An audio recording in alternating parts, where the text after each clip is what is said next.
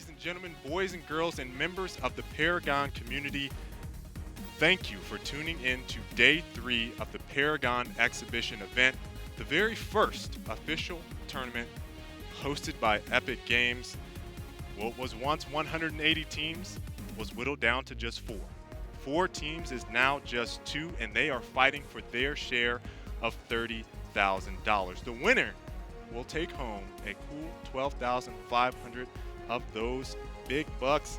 The final 2 teams are here now. The stage is set. My name is KL Smith, and joining me at the analyst desk today are triple platinum voice, community caster, the one and only Shane Lynch. How you doing, buddy? Doing well. And right next to him, the voice of Paragon, Zeke Mateus. Man, I know you guys are excited. I am definitely excited. I cannot wait. You guys have any predictions? Oh, we were talking about this before. I think I'm going to agree with Shane, who made the prediction. Think twice, 2-1. Ooh. Both of you guys. Oh, have agreed. Okay, we're going to kick off the grand finals today. The match between Think Twice and Team Reborn.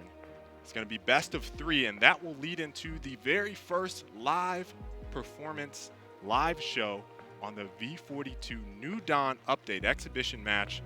This update is coming Tuesday, August 8th, and you guys get to see it for the first time. It's going to be fire. Today. It's going to be amazing. Be great. Now, all of you at home can join us by tweeting hashtag PEX 2017 for the great plays that we will see in this grand finals match. Share those moments. It's going to be a big one. This has been an amazing tournament so far. 4 teams, Toronto Esports, Think Twice from Europe, and then from North America we had Oxygen and Reborn. Just fantastic performance from all of these teams. Toronto came out firing on all cylinders day 1, as well as Oxy going kind of 1-1. Both teams looked fantastic. Reborn not looking so hot on that first day. A lot of high expectations for them.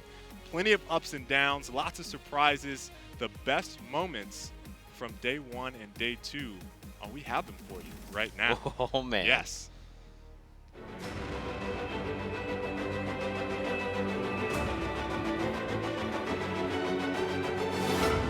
It's been a long road, but ladies and gentlemen, we are here, the Paragon Exhibition Tournament. 4 teams competing for a $30,000 prize pool. We have probably one of the most dominant teams, Team Reborn, playing what many consider the fan favorite in Europe, Toronto. What a bounce back from Toronto Esports in a situation where just moments ago they're behind. They get reflect, pick up the kill. Can they Toronto go for are going it? to charge the core, and they're so very low, out of mana, but all they need is a little bit more damage. Leo is not going to be able to do it. Game is going Toronto Esports' way. Oh, wow. Incredible match. Heading into match 2, Think Twice up against the likes of Team Oxygen. Here we go. In on this. Meds is going to be, gets rooted up into the core they go. You can tell Toxic Blackball going down. A delayed tactic, but oh man, there was no delay whatsoever. Imsco just blows Jinx up. Reforge coming down, and now it's once alone on cooldown. Containment Fence use. He has nowhere to go, but to his grave.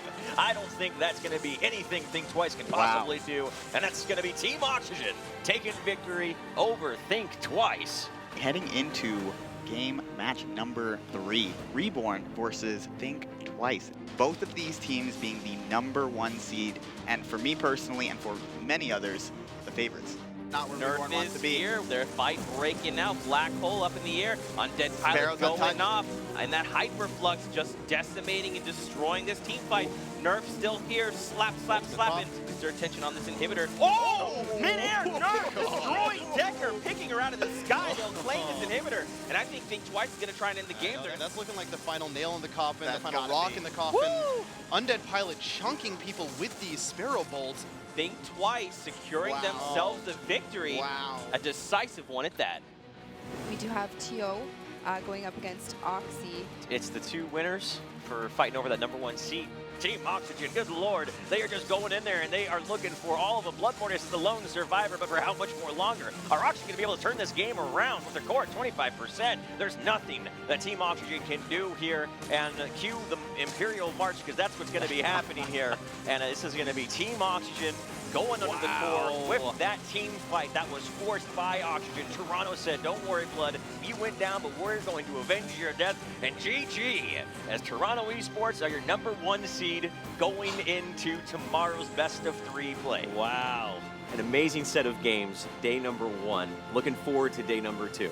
Expect to see even better games as these teams fight for the $30,000 prize pool.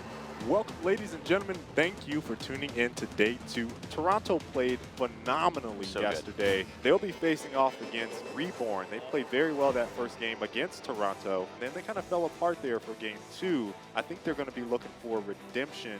Nazgul teleblinks forward, knocks iCameron up as well. Reborn are just grouped up down mid lane, and they are on a death charge right there, trying to end this game 2-0. It's going to be up to Cameron, Marty, and Blood Mortius to defend their core and defend their hopes here at Paragon Exhibition 2017. There's the containment fence, but they blink forward, right on past through it. They're trying to go for the core. Nadosic is stuck, but as of right now, it's simply a zoning tool. Nazgul does get taken out. Nadosic is low. Can Blood Mortius get it? There's the pull away. Tainted Magic is enough damage. The heal's coming out for phase. The Subjugate lands, and that's the one they needed right there. Blood Mortius gets the root, gets the kill, and Toronto are making a stand. They are keeping their core alive, and also if they continue to get more kills, they can push down mid and potentially get more objectives. But as of right now, they're going to be content with the fact that they kept their core alive. Once again, into the breach. Dear brother is Reborn as they are charging forward here onto the core. This is Toronto is going to have to make something happen, but I don't think Marty, he's good, but he's not going to be good enough here. This is going to be Reborn focusing down the core, doing what they can, coming back from day number 1 with a lackluster performance into day number 2, and GG, they take the series 2-0. Congratulations to Team Reborn. Yeah.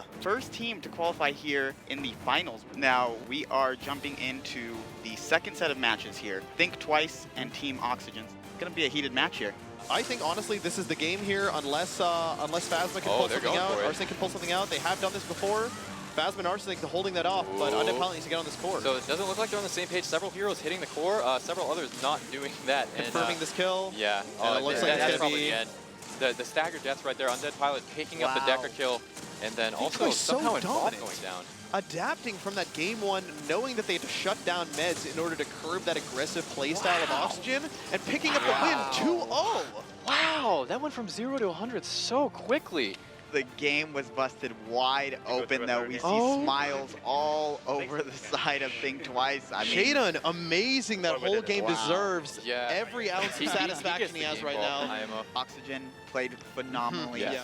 I'm feeling super happy. Like, up on that stage, I was shouting, I was screaming. A lot of respect to Oxygen. Day number 2 has come, day number 2 has gone, and tomorrow we're going to see who's going to be the champion of Paragon Exhibition 2017.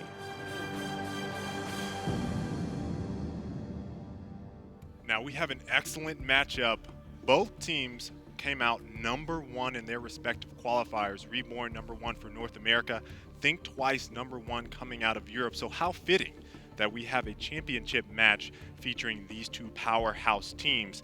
Reborn, again, performed not so hot on day 1. Maybe you could say they were playing possum. They baited out some of those strats from Toronto Esports and came back firing on all cylinders day 2. Shane, what do you expect from Reborn going into this match? As long as they remain consistent and they stick with what got them here. Day number 1, they tried switching things up, and it just didn't look right. Day number 2, they came in, they played Reborn's game, they stayed in their comfort zone, and ultimately that's what led them to victory. I think they stay within the confines of what they know, draft appropriately. I think the big 2 things to look out for are heroes on Nazgul and heroes on Reflect. Yeah, that's right.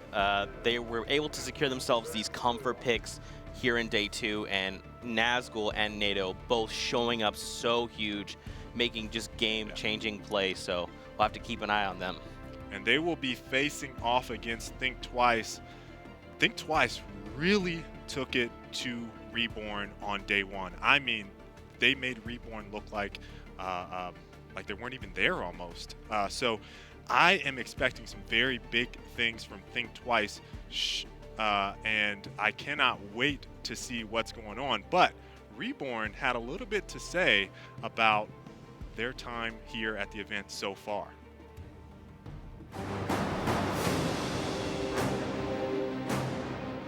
My name's Jay Leogrand, and I play jungle for Team Reborn. Got started in competitive play about a year ago. Just started playing, like getting to the top of the ladder, starting to like play the people that were playing in tournaments and decided I wanted to try and join, and it's more fun to play competitive, play for prizes. I got picked up on another team as a sub, and then I played that tournament, we got second, and then I went and made my own team the next week. The reason why I wanted to get into competitive Paragon is just thinking about the past. I was a really high ranked player in other MOBA games. Seeing how other MOBAs are like really competitive now and they have more of a, you can actually make a living playing them, where instead I chose to go off to college and finish my degree.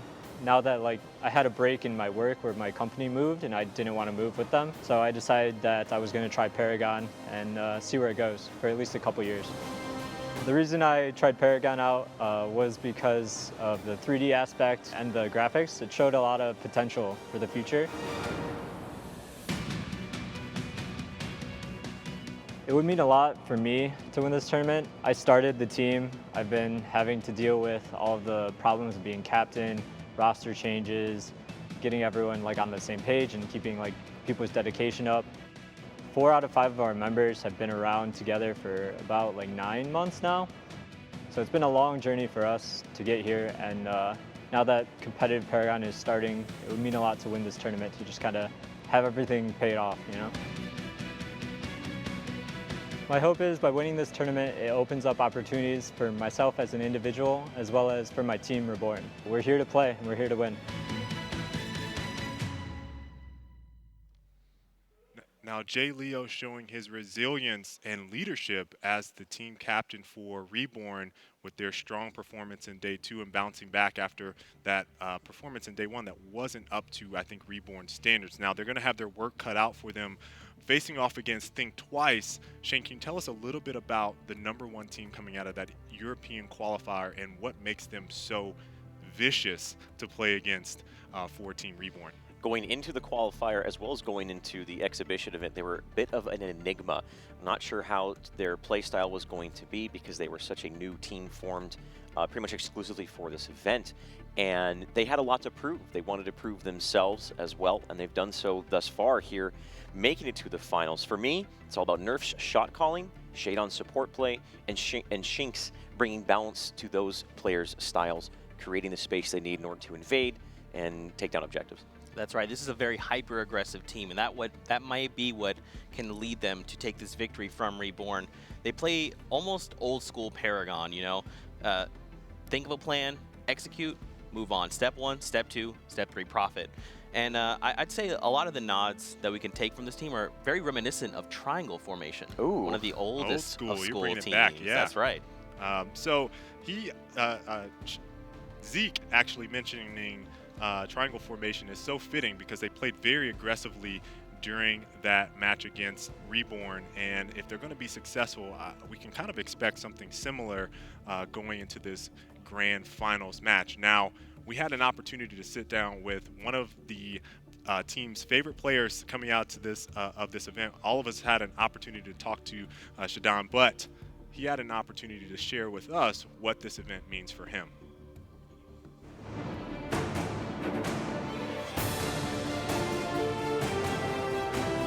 Yeah, my name is Sharon. I played a support role for Team Think Twice.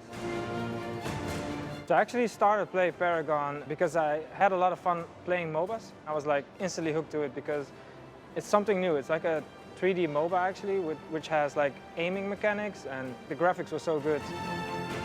I basically started playing competitively when I met up with like the higher people into the game, and they like started recognizing my skills. 1.5 years ago I became a dad, and obviously like that was an amazing thing to happen. Like that was really great. But it was kind of hard because I really had to sacrifice time in order to be able to play and still care for my son. I wasn't able to scrim as much as I used to do. They basically made the decision for me to leave. Like we kind of had to kick you because you don't have that much time, and we feel like it's better for the team. So I was really disappointed. I was really sad because it was 3 days before a tournament. And like those couple of days have been really, really rough. Like I cried like 3 days straight. I didn't eat. I was devastated. And then this amazing thing happened where basically Think Twice formed. Like all of these leftover players got together from all of these teams. I've never been to the USA. I always wanted to go to the USA. It was like my dream. And then playing at the USA on such a big stage with so many people watching, it's been awesome. When we win the whole thing, it's going to be amazing, definitely. I just think I'm going to focus on my school and study and real life things as well. And then after those 6 months, when I'm done with school, I really hope to be on a good team, like any of those 4 teams, just to be like on the main spot. That's my goal.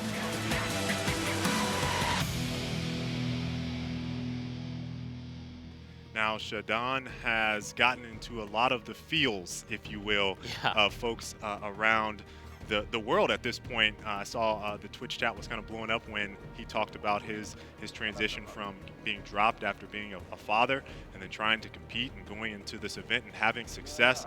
I know it means a lot to him. I know it means a lot to the fans of him now. And I can't wait to see the type of performance they're going to have when they get into this match. Now, the draft, the all-important draft.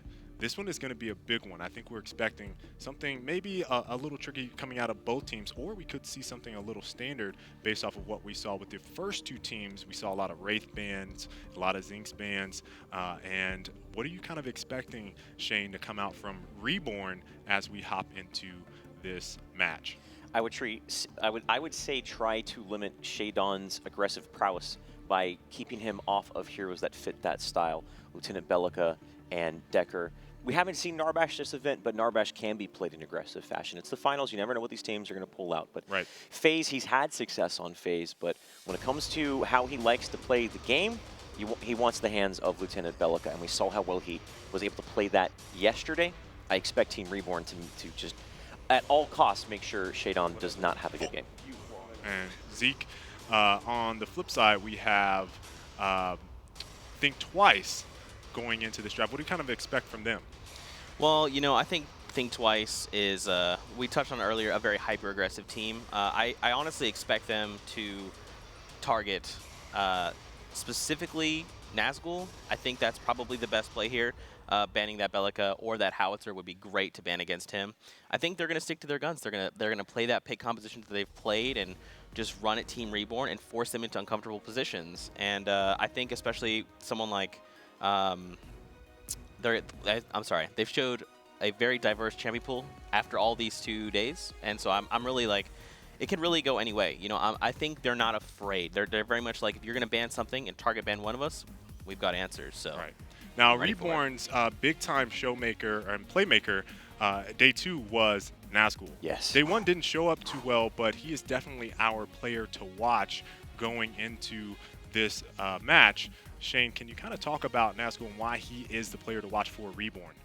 So Nazgul is just, he sets up the plays that they really need in the mid-game to create the space for NATO and create the space for Reflect. We've said it many times this weekend. Reborn has a style that is all about infusing as much farm into NATO Sig as they possibly can, and Solo Nazgul is the one who holds the most responsibility for opening that up and subsequently being put on heroes who can do that. Gideon, while he is a hero capable of that, we know that's not necessarily one of his comfort picks, and Gideon's not a hero you can just haphazardly throw into a draft. You have to be very careful about putting him against certain compositions. Overall, his big ones are Lieutenant Bellica and Howitzer, and if he's able to get his hands on that and create the space that's necessary, Reborn are going to be in prime position. Yeah, he played an amazing Howitzer in day 2, and he said afterwards, talking with Pookie, he was like, Gideon, I wasn't really feeling it too much, but man, Howitzer, he was like, I felt comfortable, and it really showed in his play. Now, on the flip side, Think Twice, Undead Pilot, had 13 kills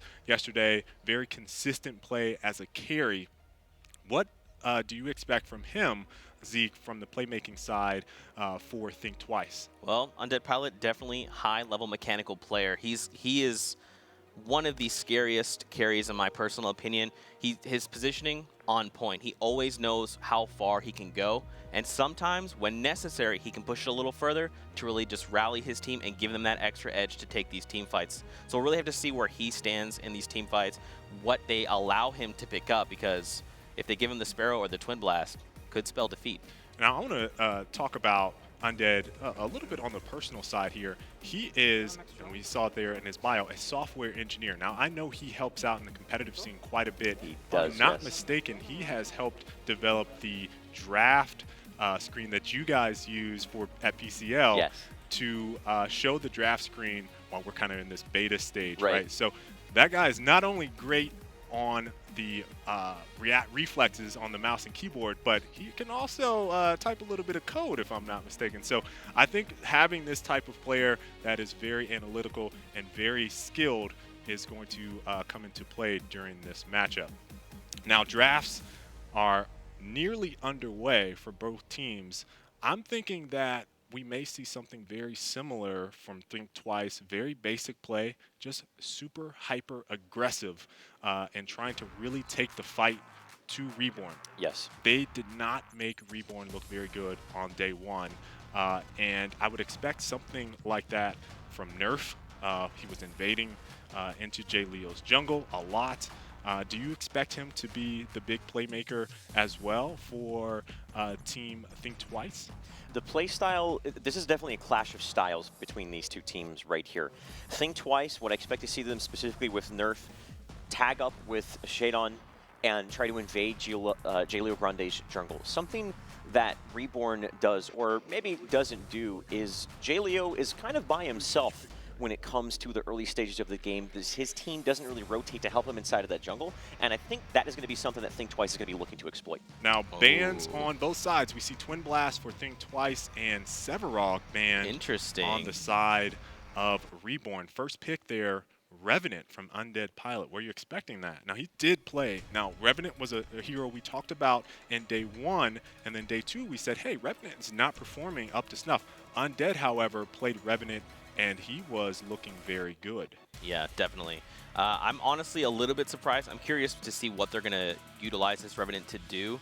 I think Undead Pilot, it's a much better Sparrow, but honestly, like to your point, his Revenant is insane, and I trust him. I have no, I'm fully confident that Undead Pilot will take this Revenant and create some space and opportunities. Super surprised pick here yes. from Nazgul on the Wraith. We all just looked at each other in shock because we talked about Naz being in his comfort zone.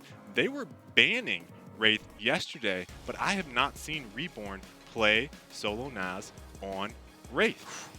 Wraith is a phenomenal hero. We saw what capable players can do with that hero when in the hands of Mikey on Toronto Esports earlier in the weekend, but solo Nazgul, I'm asking myself, is he practiced on this hero? Is it a hero that fits his overall style historically? And I'm not coming up with an answer right now. I'm sort of on the fence. If Wraith is a very strong hero, but is solo Nazgul going to play him in a capacity that really will get the most out of his kit?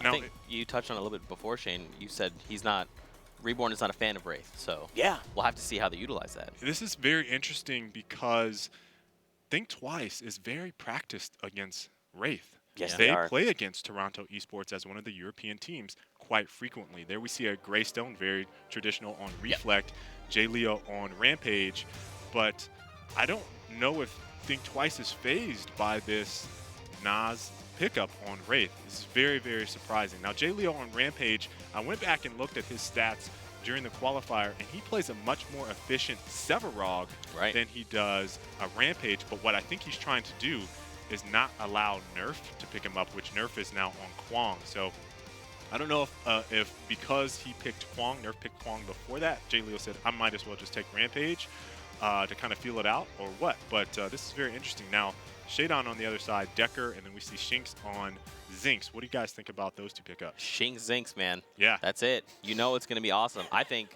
something to point out that's huge is Talkflit. Talkflit on that Bellica. I'm excited. Why give Shadon the Decker instead of the Bellica? I'm curious, Shane. It's that actually would have been very interesting because then they would have had well, FaZe really doesn't mesh well with Revenant. I think it's just overall it fits the bill a little bit more for the overall team composition, maybe foregoing individual talents on each hero and looking more towards the overall sum of what they can get done together. Now, very fitting for, I think Twice has a little bit more traditional style. than we see from Reborn coming out with maybe a pocket strategy here. And we've not really seen Reborn have like this pick comp, which is what Wraith is traditionally used for, and Nas. So it's going to be very interesting to see how they are timing the rotations. Blood Morty is from Toronto, very, very good at timing his rotations and syncing up with Mikey to get the back it up into the Sevarog subjugate to really root and isolate targets. I've not really seen that from Reborn. Reborn is very good at getting you in a team fight, winning the team fight, and then pushing an objective. So this is going to be a little bit of a toss-up when we see what Reborn is going to do. What do you guys think they're talking about right now? Reborn has a draft that fits the bill for what they were looking for. It's a team that scales well into the late game. You have Sparrow and FaZe, whose synergy can almost go unspoken. Greystone on Reflect, by far his most comfort pick, and if they are able to get in a situation where the card experiences against that 60 card point wall, I feel just by default they're going to have an advantage because of that draft. Yeah, I think, and in game one, I think this is very much sizing each other up. I respect the Sevarog ban. I like that they forced Nerf to pick that Kwong, but I like, to your point, Kayla, I don't think they're phased at all. I think they're ready to play. I think we're going to see some really interesting things that are really going to dictate the next game. I'm expecting, because we saw a very aggressive Rampage, a very aggressive Sevarog from Nerf, I've not seen Kwong play to the same level of aggression that we see from a player like Nerf. So I think this will be a very interesting Kwong pickup for him, because I don't know if this is outside of his comfort zone when it comes to really pushing the action and dictating what he's going to do. He's going to have to land those tethers all the time. Now his boulders with Rampage on point. He does not miss. I mean, I could count on like one hand how many boulders he missed. I think it was 3 over the course of like yesterday or something, or the day before. Just big time playmaker. Big time playmaker. Now on the carry side, we have again Undead on Revenant. And who was NATO on in that draft? Sparrow. Sparrow, that's right. So NATO plays a very, very good Sparrow. He was dominant in the qualifier. Now, what do you expect from the two carry matchups here that we have? So we've seen Revenant time and time again. Teams sort of, while they were here practicing, found an interesting strategy with him and Tainted Magic, and were trying to exploit that as much as they could. And really not really much success off of that. With that being said, Undead Pilot is the only player in this event thus far that's actually been able to get his hands on Revenant and bring his team to victory with it. That's right. And we did see day one, Reborn pick themselves up that Revenant and tried to use that card Tainted Magic to do % health damage, and they were not up to par. So I think them going with that safer choice in the Sparrow is ultimately a good decision for them. So I'm wondering if Reborn is going to be able to kind of react to the Revenant pickup from Think Twice, because when they went into that first placement match against Toronto, they were trying to use Revenant with Tainted Magic, which does that percentage of max health that you have. I think it lasts for 4 seconds. It adds some additional damage to you, so you get a burst hero like Revenant. You're trying to melt them as quickly as you can, and as they're trying to run away, that Tainted Magic ticks, ticks, ticks, ticks, ticks. And now we are hopping into this match.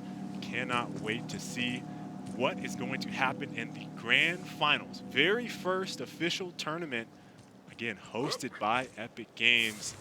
I am so looking forward to seeing the outcome of this match. Ladies and gentlemen, if you've been with us all weekend, thank you so much for supporting this event, the Paragon community and the competitive scene. If you're just joining us today, well, welcome.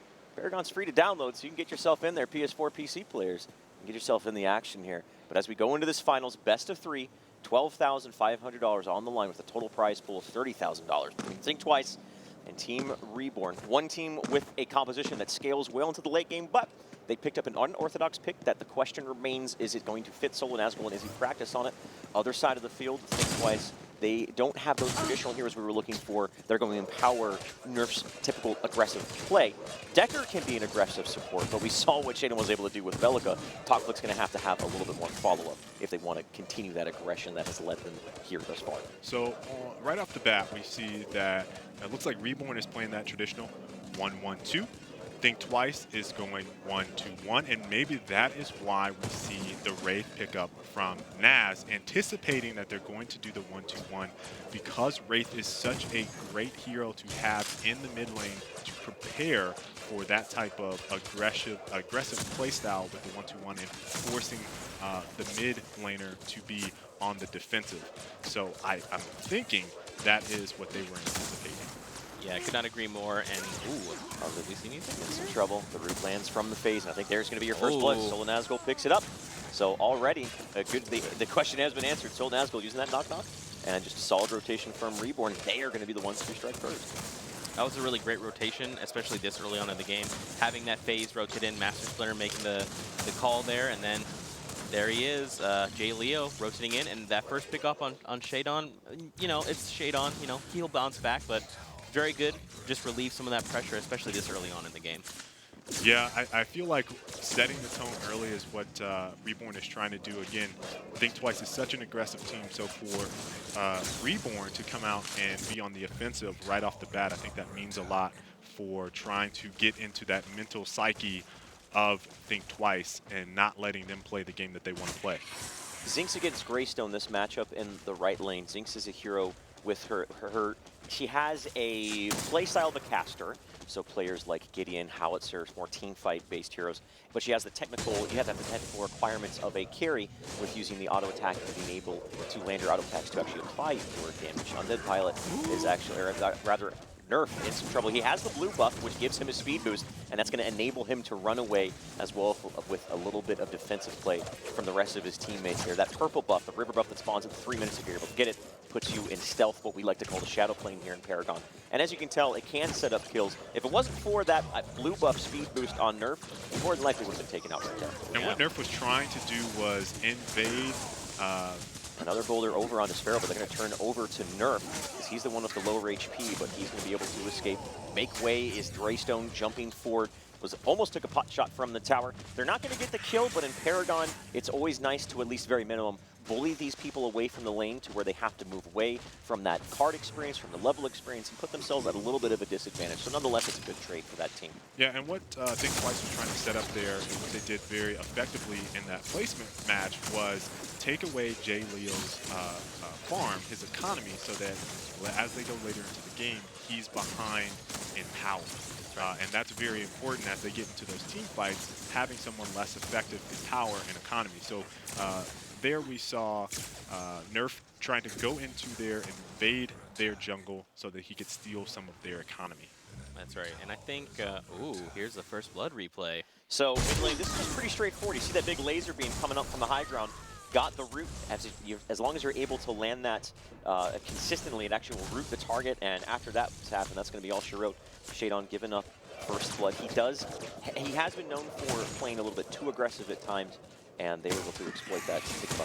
And just calling out this right in the beginning, I want to point out that Wraith did not have his back it up just yet. So they have that combo, looks like ready and prepped. So they did the phase root into the boulder, and when Wraith gets it backed up, they'll be able to back up that enemy that they're targeting.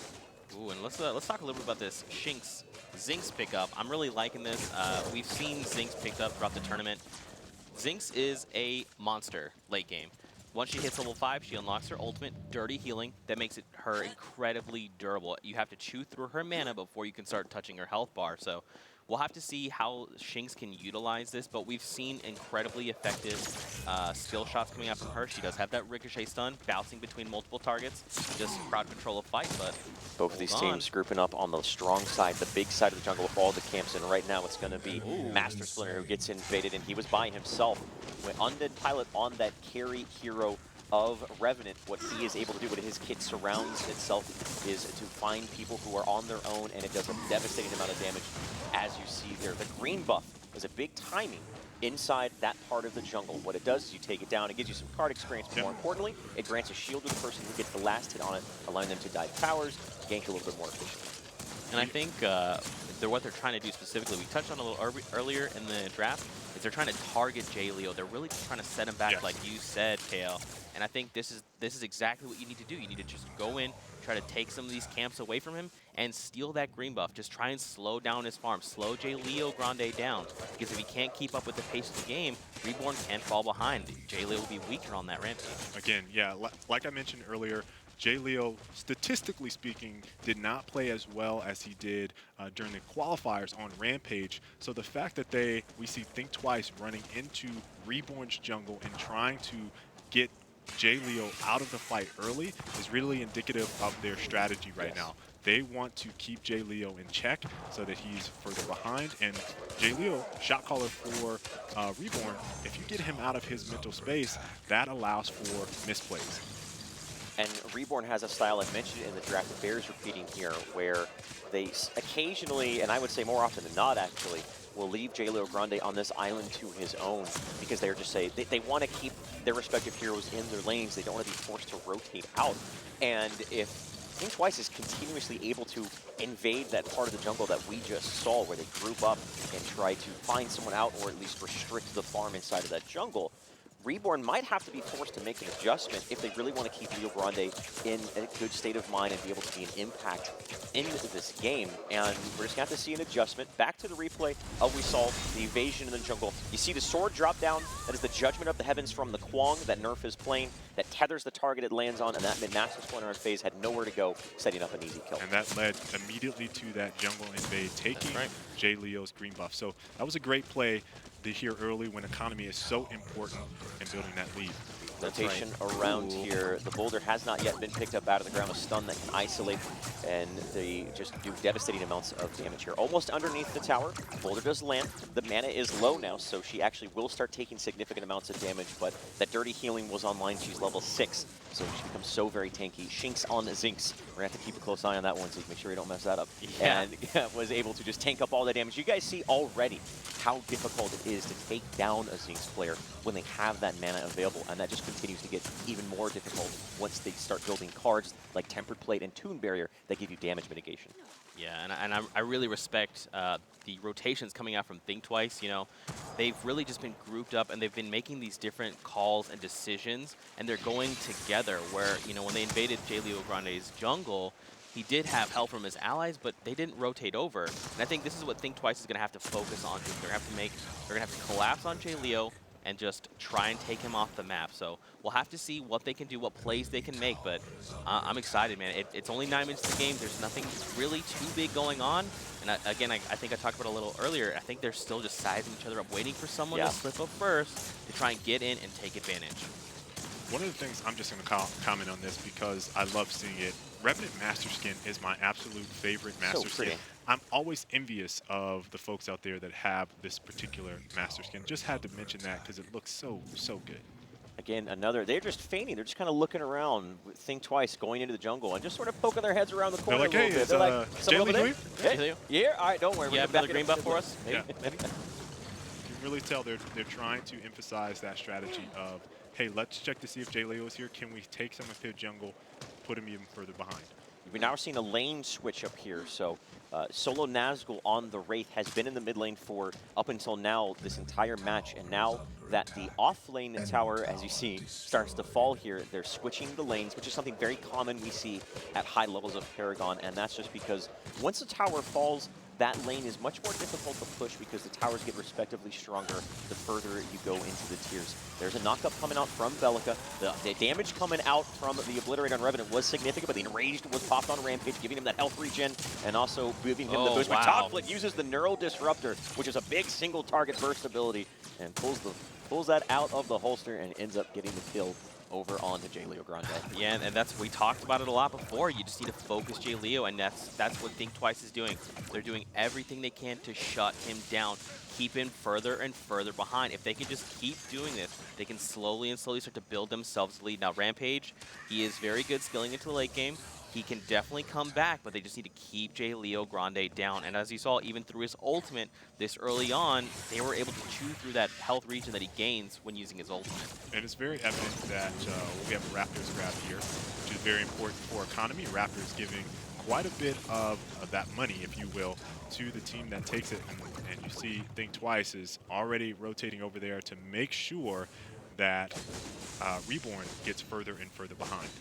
And Reborn contending those. 2 of those Raptors did go over on to, I believe, on the title, at least the members of Think Twice. There's going to be 1 left for Reborn to pick up for Nadosic here. Now, the Raptors, rather, they don't respawn unless you wipe out all 3 of them, and that's why you always see teams, even though there might be one left, they won't just leave it there, because then it actually sort of becomes a little bit of a stalemate in that sort of situation.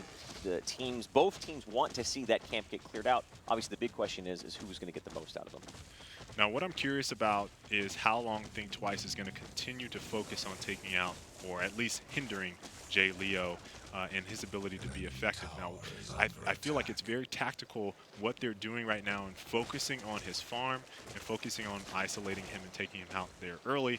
I'm anxious to see if they continue with that the later we get into the game. Right around, I think, 20 minutes, we're going to see a lot more grouping and team fights. So really, in the next 8 minutes is going to determine a lot of what Jay Leo is able to do.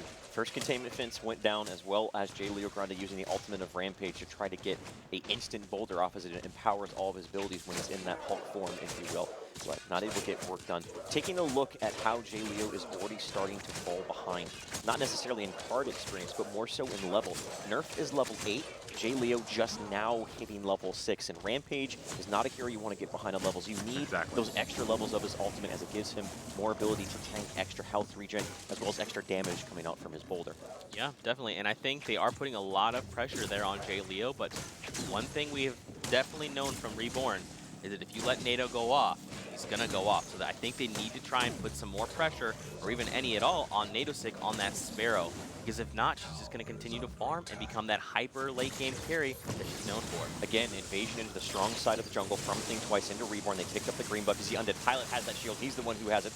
Greystone's second life is now down, and they're going to be able to knock him up, jumping away, using Make the Way. They are going to dive the tier 2 tower, but Topflick's going to secure the kill here. And tanking the tower is Zinx. What a great, efficient play from the composition of Think Twice, using Zinx to make sure that Undead Pilot's able to walk underneath the tier 1 tower. Okay, Obliterate used over on to Jay Leo Grande. He is going to jump away, but he's going to be forced back. He's going to be out of the field for about 15 to 20 seconds. Stasis bomb from downtown, not going to connect, but a tier 2 tower push in 14 minutes. If they are able to take down this tower here, it's going to eliminate the jump pads for Reborn, really diminishing their ability to traverse across the map quickly, and they're going to be able to get it. Wow. So Think Twice is playing exactly how we predicted.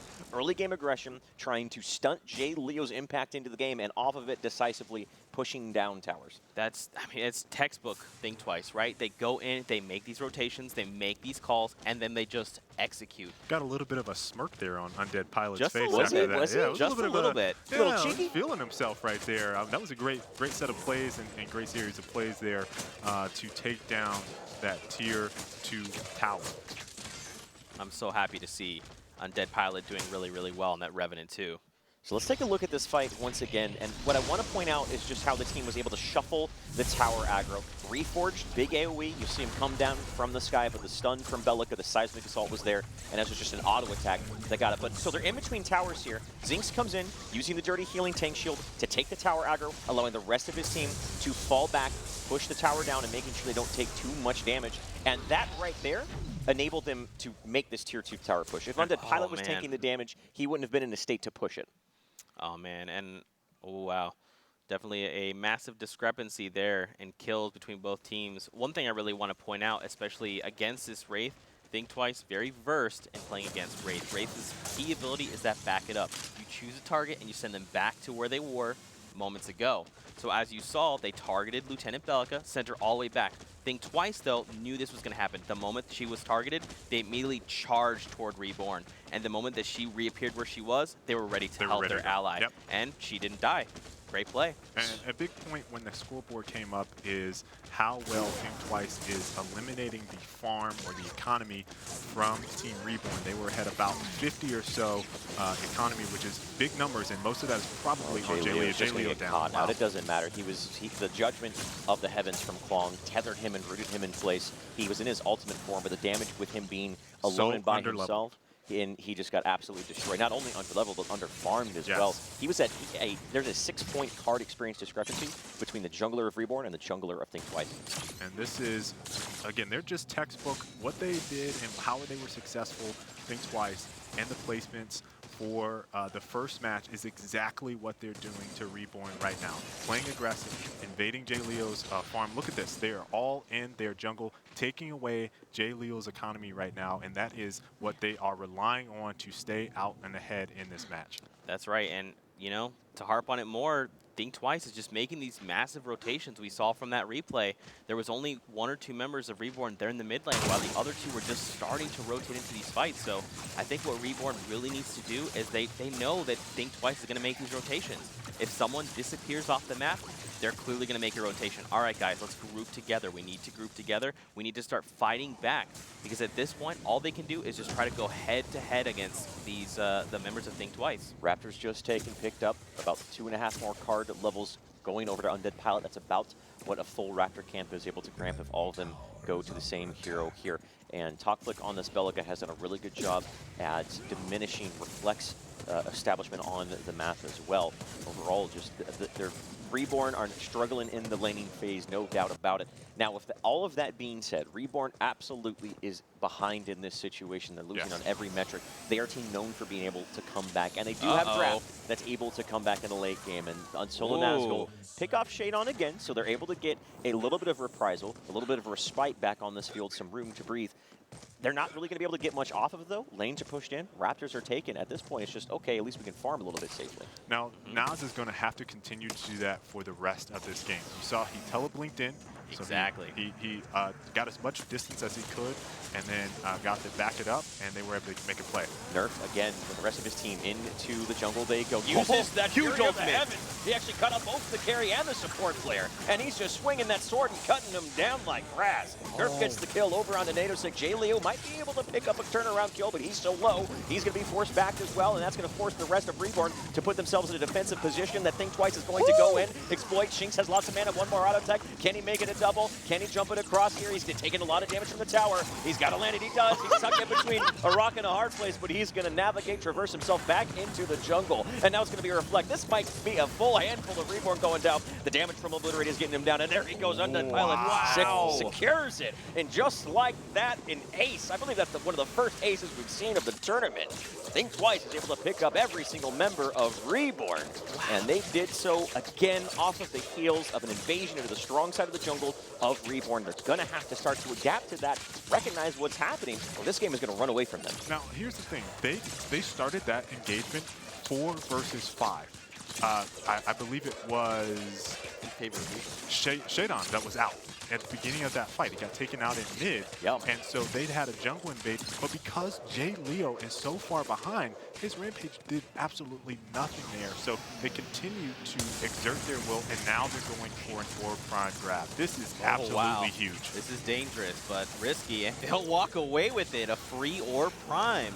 Oh man, and not only a free Orb Prime, they might be able to find a Rampage as well, as Jay Leo still only level 6. We're 19 minutes into this game. Jay Leo is only level 6 to Nerf's level 10.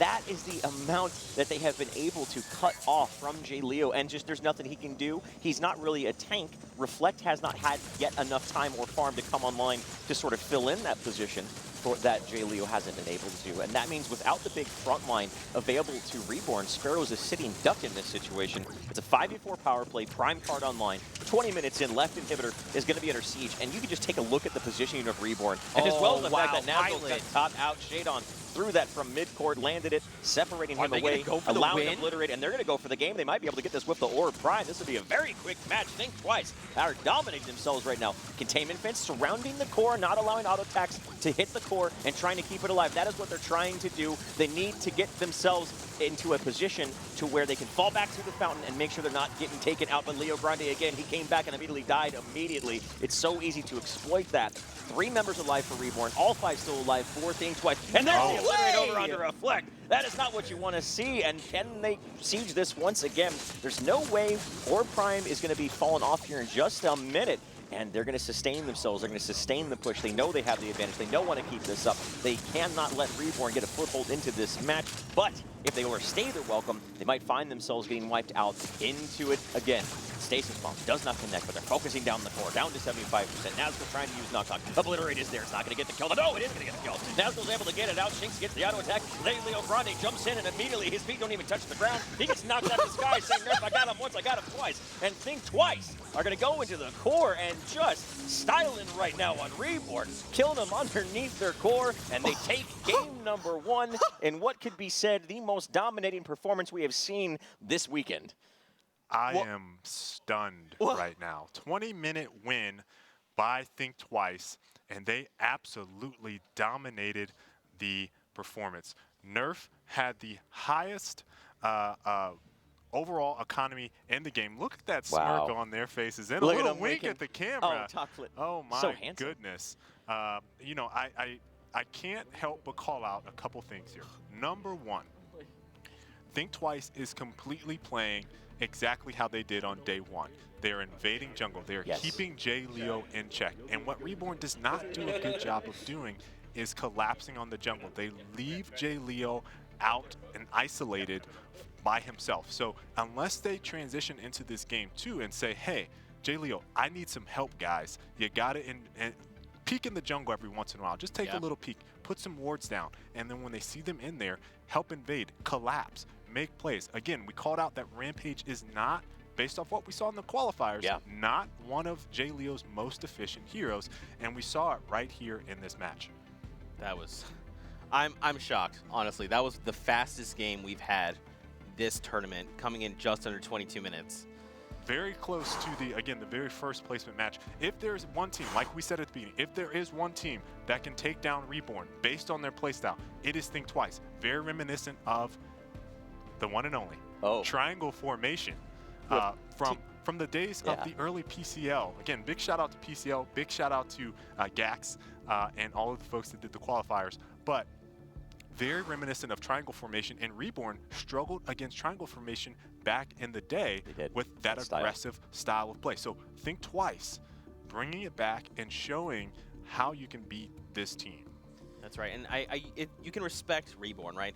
They knew, because they faced them day 1, they knew what was going to happen, and they tried these very early game aggressive plays. We saw the pickup on Shadon, we saw a few key ganks, but they never really converted that into anything. They should have kept that pressure on, and like you said, Kale, the moment that, I mean, it was textbook. Think Twice is going to invade. It's right around green buff respawn. They're more than likely going to come in here, and they just left J Leo out to dry. And you know, one thing is to have them invade and not let him die, and then just focus all of that other resource and economy into your outer, your duo, your offlane, your mid, but they couldn't do that. Yeah, we have the replay when basically Think Twice blew the doors off of this match, and it's right here. They were down 4 versus 5 in this fight, but J Leo is so underleveled, it does not matter. To Nerf, and Nerf caught the judgment of the heavens into the backline of both the support and the carry. J Leo was trying to do what he can. He was trying to do the role of Rampage, to be a big body and to make sure his backline doesn't get penetrated, but that's one of the big strengths of Kwong,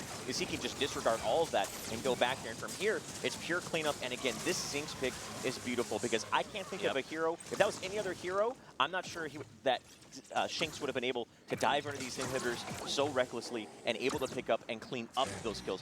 If those two players still lived, Reborn would have had a little bit more going for them. Maybe they could have contended over Raptors, contended over Prime, but securing the kills onto the rest of Reborn and getting the ace is really, that's the moment the game just completely snowballed out of control. And here it is once more. Now look at this tether. Got a double tether there and then went in. And I want to point this out.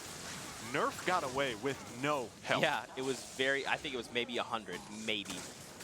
Nerf just being there at 102.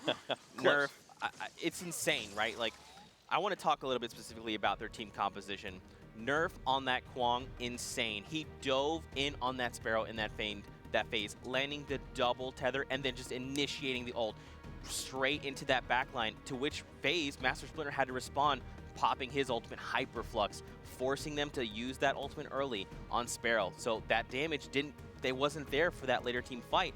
And then to your point, Shane, Shinx shows up. That terror, the moment that they almost got through Nerf, that should have been a relief. That should have they should have been fine. They should have said, okay, now we can start focusing everyone else. just kidding. Shinx, that raid boss is here to dive us under our inhibitors and walk away over half health. Yeah.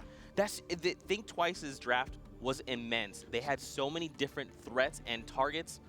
They just, Reborn, I think they overwhelmed them. Couple things from the stats there. Jay Leo, again, 6 deaths, did not really contribute there with the assists. You look at Nerf, he had 8 assists. He was in the fights. We saw an aggressive Kwang. We said we don't know if he can play an aggressive Kwang. Well. We just saw an aggressive Yeah, Kwang he can. right there. That was very incredible. An Undead Pilot with 7 kills. Super consistent gameplay from him. The best Revenant we have seen in this tournament right now from Undead Pilot. 7 kills, no deaths. Yeah. The biggest thing for me to take away from that game, if I'm Reborn, is Soul and Aswell didn't have a good game. Greystone really Reflect didn't really have a good game. I wouldn't say Reflect didn't have a good game, it's just the game didn't really play out into a way where he was able to become an impact, because Greystone's much a later on hero. Yes. And when you have both Greystone and Sparrow, that's a pretty greedy lineup because those heroes take so long to come online. That is why so much rides on the shoulders of fellow Nazgul. And he wasn't really on the Wraith, I didn't really feel the presence of. There were a couple back-it-ups, which is that ability that takes heroes from where they were and puts them in a different location where they were a couple seconds ago. And there was a couple of impactful ones, but for the most part, I really didn't feel Soul Nazgul's presence in that game. And I'm just thinking to myself, Howitzer could appeal for Jay Leo. Could have imagine if there was a landmine when Nerf got that double Judgment of the Heavens into the ultimate Fury of the Heavens. Boom. Easy day. They get away and maybe even have turnaround potential there. And this is exactly what we said at the beginning of this draft. Had they practiced this beforehand, this seemed like a pick out of nowhere for them. And so the timing there, with the back-it-ups, we only saw really 2 good ones versus some of the other teams where we've seen that composition work well. They've been doing it, and they do it a lot, often. And so the only time we saw a really good one was Nas blinking into that Undead Pilot, or that was not Undead, but Shadon, and got the back it up on Shadon, put him out, and then they rotated back towards the jungle, but they won the 4v5 in the jungle. So it was very evident that Team Reborn was not practiced with that lineup, or at least didn't have the right composition to make it work well for them. Yeah, we'll have to see what Reborn can do here in this follow-up game. I think the answer is pretty obvious. We know what Think Twice is going to do. They do the same thing every time. It's not a surprise. They did this the first day, and now they're just doing it again. So I think what Reborn really needs to do is just focus more attention around Jay Leo, protect him. Like you said, just drop a ward. If you can see them coming, you can set up, you can say, hey, they're on their way. What do we do? So we'll have to see how Reborn can hopefully bounce back from that game. So who do you guys think was the MVP of that match? Nerf. Oof, yeah, man. I really, okay, so we got to break it down a tiny bit. Shinx kept Reflect as Greystone and then off lane. If you leave a Zinx alone, she's going to push up to your inhib. That's just what she does. But Nerf, fearless, diving in on that Sparrow, diving in on that phase, forcing them to use key cooldowns that they don't want to use. They don't want to use them right away. And I think ultimately Nerf is really good at putting Reborn in uncomfortable positions. So I'm going to go with Nerf. All right, for those of you watching right now, hashtag PEX MVP on who you thought the MVP was for that first game. I'm going to go with Undead Pilot. Oh! 7 kills, no deaths. I like seeing that. I respect that. You know, like we talked about it. Nerf is dominant. Nerf is dominant. I respect your guys' choice, but listen, I love I think it's the Master Skin guys. It is. I think it was the Master He's Skin. biased. He just looks good right now. I can't help myself, so I'm gonna give it to Undead Pilot. I think to your point though, there's a lot of merit in that. Undead Pilot has been I believe the only one to play Revenant to great success. Correct. And to have no deaths on a Revenant. That's actually really hard to do because Revenant doesn't really have means of escape. Right. He can use his ultimate Reckoning to give himself a window to escape, but I mean, as you saw in most fights, he was like right up front with Nerf, which is almost unheard of. So a lot of props over to Undead Pilot. So adjustments, what do you guys think? You think we're going to see more traditional Reborn here going into game number 2? Do you think that Think Twice? I think Think Twice might be thinking right now, we're going to keep doing it until you stop us. Yeah. Pretty much. I mean, that in that game we saw how well it worked, and that's their style. It's what they do. Reborn seemed to be lacking adaptability in order to adjust to Think Twice's play style. I think the biggest thing comes down to Solo Nazgul, Howitzer, Bellica. I want to see him on either Howitzer or Bellica. Reborn last game in that draft allowed Think Twice to get the Bellica. Yeah. And Think Twice, when it comes to Wraith, I do not believe that Think Twice puts much priority into Wraith whatsoever. They would prefer to get a Bellica. They would prefer to get a Gideon, other heroes like that. So maybe Reborn put a little bit too much priority on Wraith, and that really just threw their entire game plan Oh, yeah, off. for sure. I mean, first pick. First pick. It's not like he couldn't have gotten Bellica. Yeah. He had first pick. So it's very clear that they kind of, I think they talked themselves out of what they were going to play. And hey, let's try something different right now, catch them off guard. And I just don't think that was successful for them. Do you think that we're going to see Jay Leo go on to Rampage again? Or is he going to try to get maybe a Grux or a Kwong even as we head into this next game? So I believe we talked with Cam yesterday, and Jay Leo performs much better and more efficiently on Grux and Kwong. I'm not sure why the Rampage picked up. We did see them ban that Sevarog.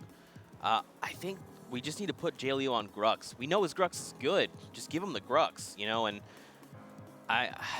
it's hard to say, but one thing we need to be sure of is that Reborn needs to take time. They did lose. They can't let that get to their head. Right. They're here on the main stage. They need to bounce back. That's something Reborn has done traditionally in the North American qualifiers against Team Oxygen. They were in games where they found themselves at what appeared to be insurmountable odds, deficits. Back was against the wall. Back was way against the wall. They were on the edge and about to fall off, and they were able to make big comebacks. So Reborn is disciplined enough to come back from this sort of situation. This roster's been together for a long, long time, which means they have that level of discipline that you want to see in this sort of situation. Make sure they don't get too demoralized. Make sure they don't get too scrambled and stick to the plan. And also, the big thing, just adjust a little bit, adapt a little bit. If they're able to do it, just a tweak in the draft, I really think we could see this going to a good. And that's going to really fall on to Jay Leo's shoulders. He is the captain. He's going to need to round those guys up, get their spirits back up. Hey, guys, we got this. Pick better drafts. So I'm hoping they're looking at the draft and saying, this is what we should do. And really thinking about how they can open it up for Nas, open it up for Leo. Hey, guys, I need some help. I need some help in jungle. They're going to invade. You guys know they're going to invade. And for those of you watching, you guys now see Think Twice is very aggressive. So we should expect that to be the same style of play. Now it's just up to Jay Leo and crew to say, we know what's coming. We know this is going to happen. Let's try to play around it. And that'll be the big indicator as we head into this second match. Anything that you guys feel like is going to be a big surprise for Game 2? I mean, with Reborn on one game from elimination and the finals, I don't expect that. I mean, they've always been a team that has played the same style and have had consistency is the word that most comes up with them. And I really wouldn't expect them to have any pocket picks. I don't think we're going to see a Iggy jungle. I really don't think we're going to see no support crunch. Yeah. Nothing like that. It's just stick to what they've done, and just that way it'll be able to bring themselves to a Game 3. Another adjustment I would like to see, Zeke, and I'm talking about this because you talked about it briefly. I think we really should elaborate on it more. Grux. Jay Leo plays Grux well. He's won with Grux in this tournament and historically in the past.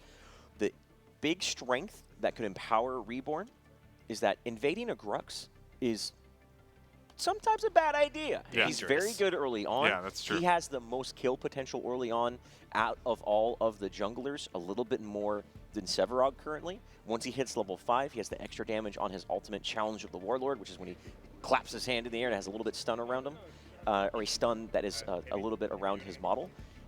That would be another really good adjustment I would like to see is Grux. Sure, he's not a late game presence like Sevarog or Kwong are, but late game isn't their problem. It's the early stages of the match. Yeah, I think they need to target ban that Bellica. I don't think they should allow Think Twice to have that Bellica. We've seen Talkflit play it right now. He's amazing. And yesterday we saw Shadon play it, and there was actually a moment. He was terrifying. There was actually a moment specifically on the subject of Grux. Grux had an invis buff, walked up to a Bellica, Shadon, and tried to clap, smash and grab, and immediately, like Shadon's reaction time, fired a seismic assault, and it changed that fight. So I think they need to target ban that Bellica. That'll be a very interesting ban. Now, on the carry side, what do you expect from NATO? Was not really a factor into this match. Obviously, he picked someone like Sparrow, and we've said that he plays a very good Sparrow, but really does. Sparrow is a hyper carry. She scales well really late into the game. and we've seen Reborn traditionally play very well, very methodical play, but as you go later into the game, they always pick comps that scale well later in the game, and they perform better the later you get into the match. If you have a 20-minute game, I'm sorry, you're just not going to have an effective Sparrow play. So what do you kind of expect from NATO going into this game? They banned out, or Twin Blast was banned last match, and that right now is considered amongst these teams to be the go-to ranged carry in Paragon currently.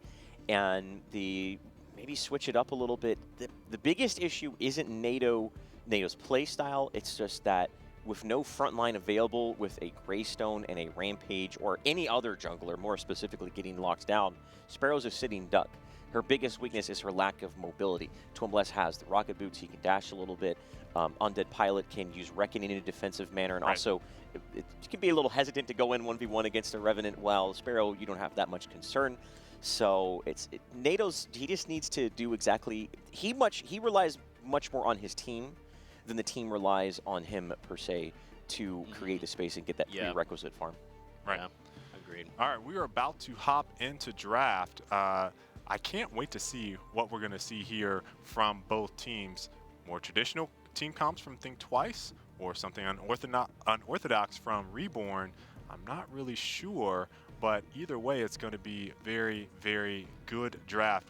And then again, a lot of the games are chosen in the draft for those of you watching. Oh, I love this. Look at that howitzer ban on Think Twice. Respect ban. Oh my goodness. Oh, so that's going to force now. And they are now. Did Think Twice get Bellica? If they get Bellica and deny Solo Nazgul's pool, then that means Nazgul's going to be forced onto Gideon or maybe another hero he's not really comfortable with. But and Talkflick picked up Greystone, so Reflect and Nazgul, we said those are the heroes that if they don't have a good game or Reborn doesn't have a good game, and their 2 comfort picks were immediately denied from their opponent to Think Twice. They are, I mean, Think Twice is really playing mind games right now. Yeah. You know, we had talked about this before this matchup happened.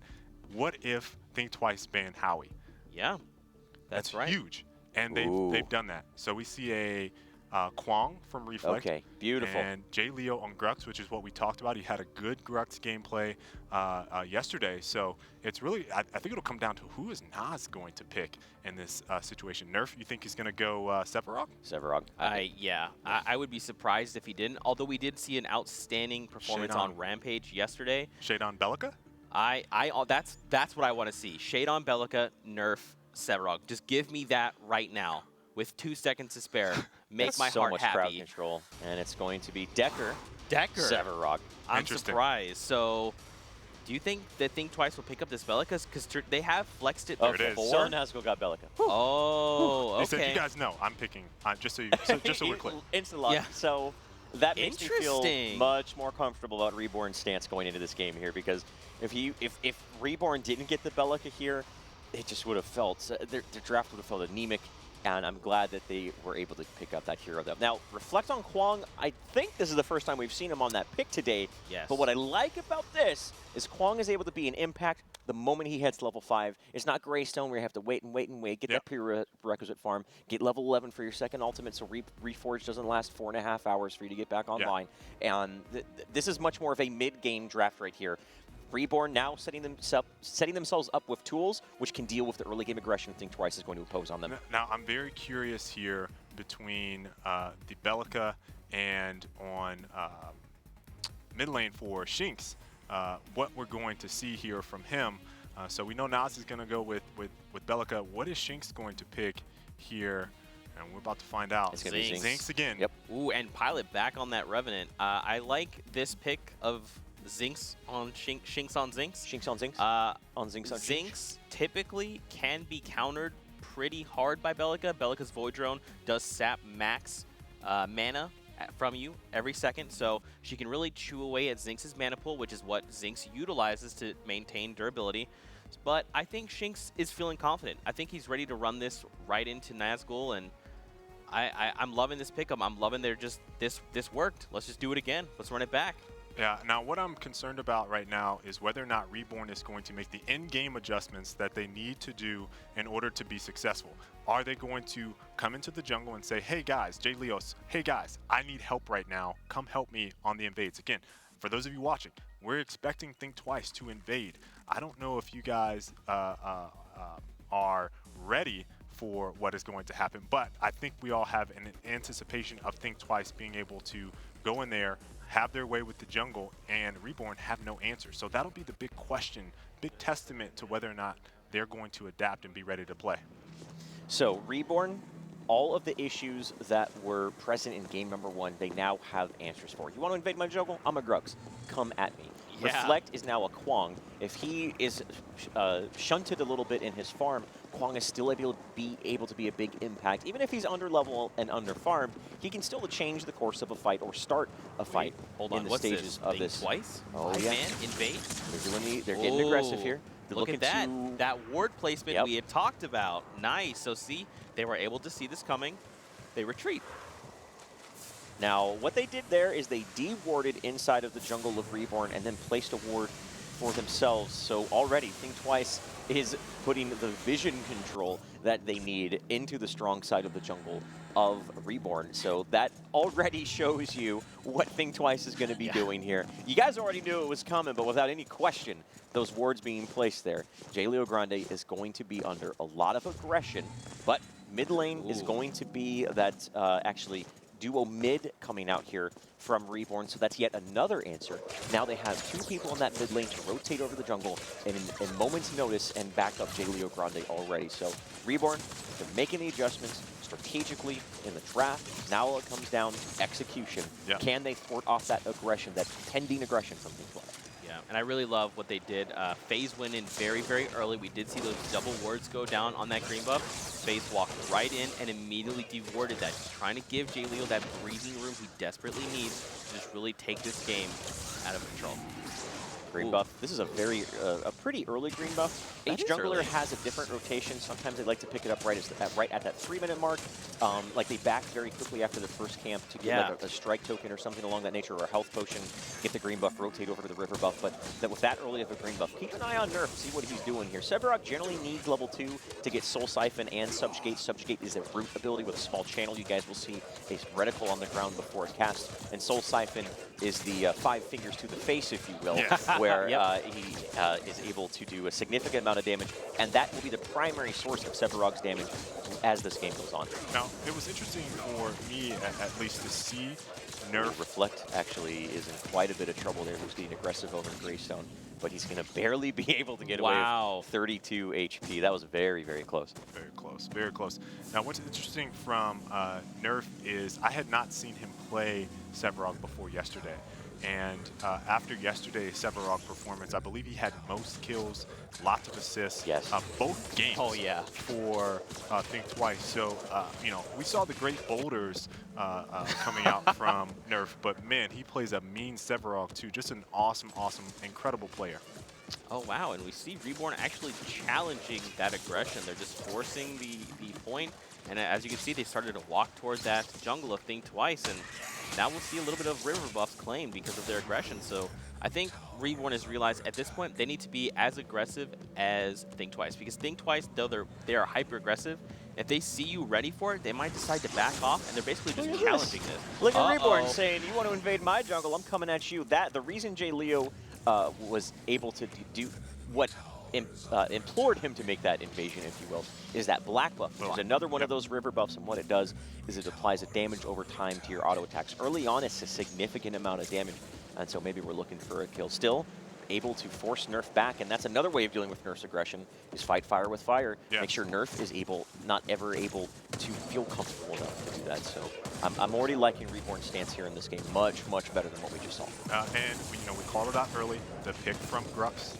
Zeke, that was a great call to see J-Leo adjust his game, say, hey, if you guys are going to invade my jungle like this, I got an answer for you in Grux, and he's going right back toe-for-toe with Think Twice and saying, I got something for you, and you guys aren't going to do that to me. That's right. We'll have to see what J-Leo Grande can do, because we did see a little bit of that pressure applied to Nerf, but we have to see if they can maintain that, right? If you just apply pressure to Nerf and then you just kind of like let him to do his own thing, it's not really going to affect him. So we really need Reborn to get in there and just start applying pressure. To your point, Kale, earlier, Team Reborn is a very slow burn team. If you let the game go too long, Reborn's going to start taking it in their favor. But Think Twice wants to try and win this game as early and as quickly as possible. So we'll see how they utilize all these advantages. I'm really excited to see when Nerf decides to go on the offensive, because that's just Nerf. At some point, he hits critical mass and he's like, let's start making plays. Let's start affecting the map globally and see what we can do. I wonder if Think Twice took a look at the duo mid coming out from Reborn and said, maybe we should, should I do it? Should I do it, KL? Maybe we should think twice about going into the jungle. It was, pun please, pun not intended, chat. To go inside of that jungle and invade it, maybe they themselves are sort of counter-adjusting to the style of their opponents, saying, all right, well, we have a Greystone. We are going to have a late game scaling composition. We're going to play the farm game and see how you guys are able to play that sort. And looking at that situation, especially when it comes to this duo mid, Twin Blast FaZe, widely considered amongst these teams to be the best duo you can get for duo mid mirrors such as this. FaZe allows Twin Blast to be aggressive and be oppressive with that ability damage of his grenades, which you just saw momentarily, and that damage is in small AoE and has 3 charges. He's constantly able to spam that out. Pound for pound, he's the best around in that sort of situation. Nazgul getting torn apart right there by Shinx, and also Undead Pilot's in a lot of trouble. Jaleo Grande just charges straight through him. He just straight speared him down to the ground, and they are able to get first blood. Reborn gets themselves on the board early on with the empowerment of that green buff and the early game presence of Grux. We'll definitely have to see that back in an instant replay to see exactly what went down, but Jaleo already affecting the map, picking up a first blood. He did have that invis buff, so he was able to follow Nerf around and say, hey team, Nerf's on the way. I'm right behind him, so whatever you guys want to do, let's do this. Yeah. You saw he was kind of baiting for a little while, or stalking rather, for a little while on who he was going to target. And again, once we get that replay, and we'll be able to see exactly what he did. Here we go. Taking a look back at it, it was the purple buff, the Shadow Plane buff. Think Twice had no idea. Undead Pilot, the 2-man smash and grab, and then Jaleo said, I'm going to finish you off. And that's exactly what he does. Just that's map, that is river control. You take control of the river buffs, you're able to get one of those 4 buffs and set up kills. Without that Shadow Plane buff, without the purple buff, that kill more than likely wouldn't have happened. I really like that they went ahead and tried to focus down that Revenant. He was able to smash and grab 2, but they focused the Revenant, trying to just shut down Undead Pilot. So they're doing a really good job. They're splitting that attention, shutting down Nerf and shutting down Undead Pilot. Traditionally, with ranged carries such as Revenant and such as Twin Blast, the normal build that they go with here is early on a little bit of damage with supplemental attack speed, and then the big power boost they get is when they get max out themselves with crit, lifesteal, and a crit bonus item, which generally is a Blade of the Gore. And once they get that, all of a sudden their damage spikes up. Undead Pilot goes with a little bit of different style Nerf. Now, Think Twice are starting to start that invasion, but already the Quenching Scales healing item already on cooldown. Nadosic able to use that long-range grenade to secure the kill. One more big infusion of card experience going over to Reborn. They continue to aggress forward. Undead Pilot's quite low. Jaleo thinking about looping around, maybe thinking twice about it here, is just going to invade the weak side, and they're going to be content with that kill. But yes, keep your eye on Undead Pilot's build. He actually goes with just a consistent build. He gets Adamant Edges, which is a card that give you power and health. Maybe we'll get some crit later on, but for the most part, he's just going to actually be a little bit tankier. Maybe not tankier is the right word, but being more difficult to take down with the play style and the deck that Undead Pilot generally plays Revenant as. Oh, boy. Wow, Reborn with the invade. Yes, they just took green buff. Undead Pilot's in a lot of trouble here. The knockup from Solo Nazgul. The Seismic Assault, the Void Bomb, too much damage. Solo probably could have got that kill by himself, but had teammates to follow up just in case something went wrong. And Reborn, this is them adapting, coming back, and now they are the ones dictating the tournament game number 2. That's right. This is the Reborn we know. This is the Reborn that placed first in the qualifiers. They're very much a methodical team. They go in, they make a call, and they execute. Then, once that play is complete, they then convert that into an objective, a pick, anything. And that was beautiful. You saw them. They immediately just all charged into the enemy jungle, grabbed that green buff, rotated him in, and again, picked off Undead Pilot, continuing to shut him down. Just immaculate play. Yeah, you know, there's a couple things that set that up. First off, when Think Twice was setting up with the Sevarog over in their jungle, instead of letting Jaleo stay out all by himself, they actually rotated to the jungle to help him out. They were able to kill Nerf as a result. And then as a counter, they went into Think Twice's jungle, and then they stole their farm and said, hey, we can play this game too. We'll be aggressive. and counteract what you guys are trying to do. Nerf level 6 to Jaleo Grande's 5, so they've been aggressive, though Nerf is still keeping up, at least in the levels, so maintaining some stability in terms of overall power curve between these two teams. Undead Pilot level 4, looking over to the carry player of Reborn on Nadosic level 5, so not too far up there. The big metrics always is the supports, though. Shadon has hit level 5, the containment fence is online for Decker. Master Splinter not yet hit that himself. Hyperflux is a big power boost for carries due to the increased attack speed, but it's also consistently good on other heroes because not only does it have that attack speed boost, but a lot of people tend to forget the ultimate of Phase has the cooldown reduction associated with it as well.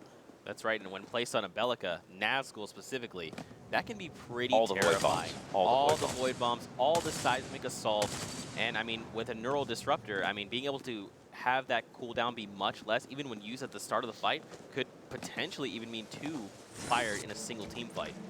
The reason Phase synergizes so well with Twin Blast, continue to address Hyperflux, the ultimate of Phase, is it doubles downs on Twin Blast. Twin Blast is a little bit of his damage is a hybrid source. It's a little bit of the basic attack from the auto attacks and also a little bit of ability damage from the grenades.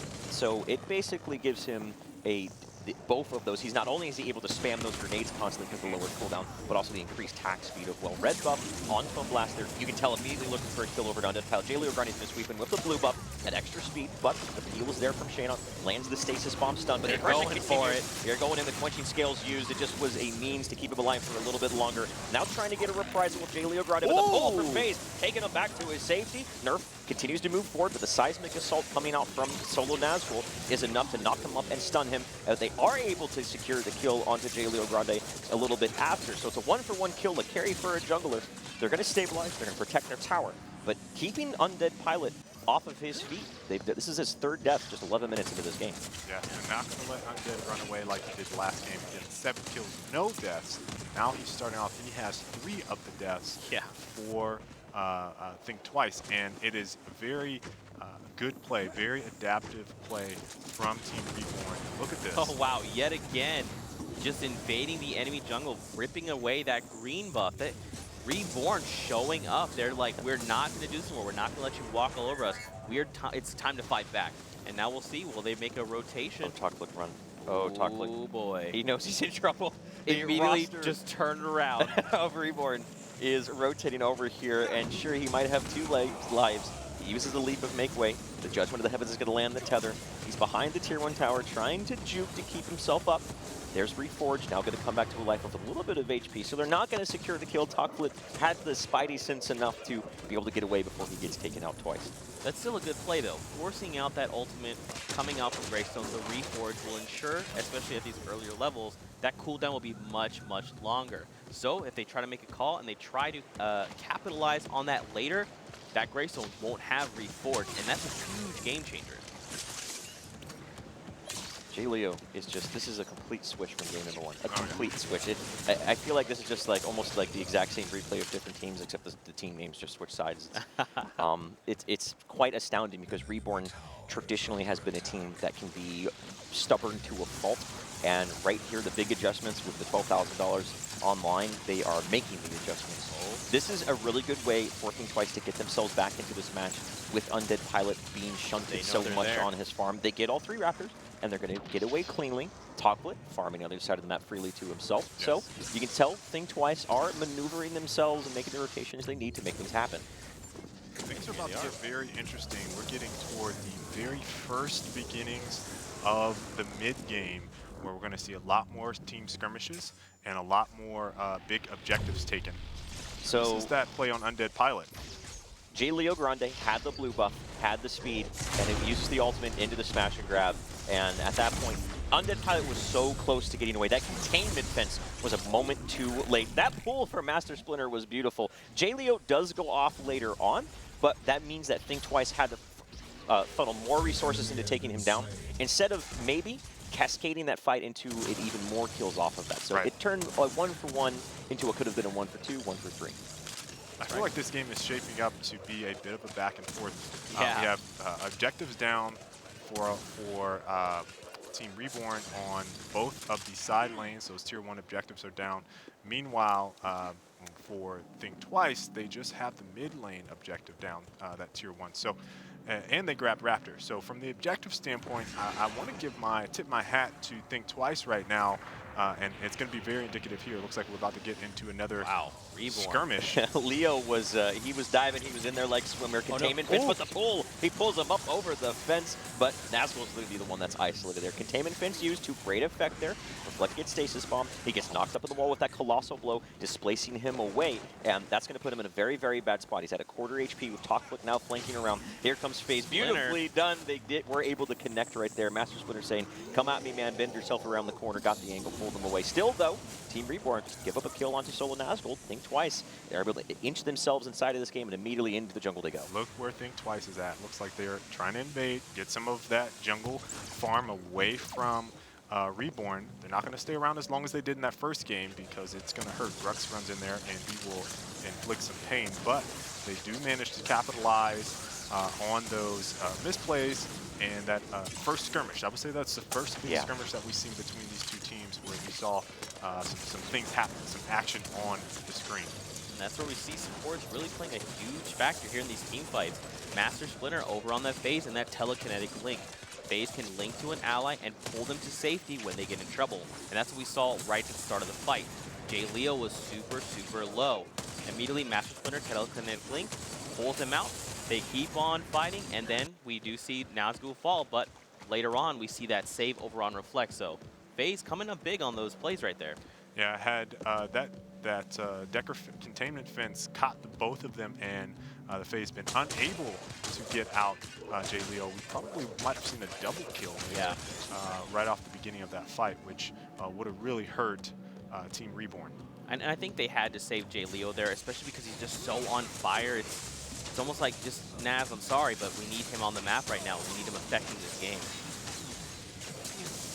The off-lane tower here is going to fall. Generally, that tower gets taken out relatively early, so Talkflick has done a commendable job at keeping his off-lane tower alive here, but there was a little bit late to the party is Think Twice. Nerf is going to come around the corner and find Jaleo Grande. Jaleo Grande is able to sidestep that, and look at the pull. Nerf almost was able to use the colossal blow, had it queued up there, but the pull from Master Splinter again, telekinetically showing its value, and that's the most impactful thing that FaZe can do.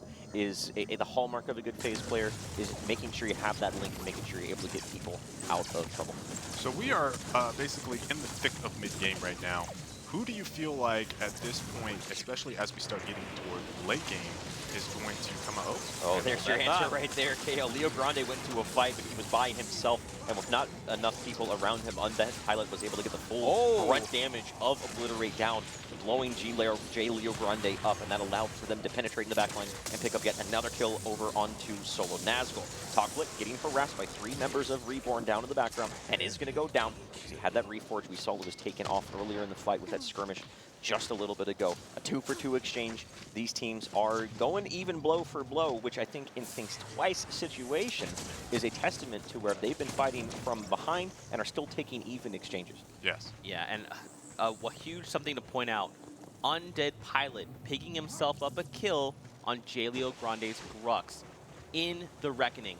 Revenant's ultimate Reckoning allows him, if he kills that target he's chosen, he's going to earn extra income. Yeah. And they've been shutting down Undead Pilot. So for him to walk up and say, team, I need this Reckoning, and lands the kill, it's going to ensure a huge influx of economy to end on Undead Pilot and really just let them get back in this game.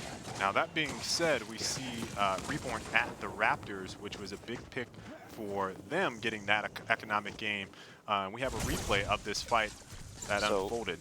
Shinx chasing down Solo Nazgul right here, and all that damage coming out from the claws is significant here. Watch this where Leo. Use their fury. So he's in there, but they're able to focus fire him down. There. You hear the bell toll right there, and that is the sound of a reckoning. His time came, and yeah, that extra card experience granted over to Undead Pilot is very, very valuable, and the chase over to Talkflick was a little bit after there, but you see the reforge. Now the containment fence over. Solo Nazgul's in a lot of trouble. He has the blue buff, trying to find himself a little bit of room, a little bit of safety, but it's not going to be there as he was in the arena. He was in the death zone, and he gets taken off the field. A containment fence for only 1 pick off. Shadon is level 7, so that means that containment fence is only level 1 and has upwards of a 2.5-minute cooldown. Right. So Nazgul's going to be back on the map, and there's going to be a window of opportunity where Decker does not have her ultimate. Look for Reborn and try to capitalize on that. We see another engagement here, Shane. Think twice. They continue the aggression despite the fact that they weren't in the best position prior to that. Instead, they're going to focus down the Amberlink. Something we haven't talked much about here. A very integral part of fueling economy into your team throughout the course of the match is that Amberlink, and you're actually able to deny your opponent if you are able to go to the strong side of the jungle and hit the Amberlink down. Man, with the scoreboard, both teams keeping neck and neck, and Think Twice really able to snap back, though they did have a few unadvantageous kills handed over early game. You can see they're still very much in this. And here we go, Pilot just starting to get confident again on that Revenant. So we'll see what they can do, how they can turn this around.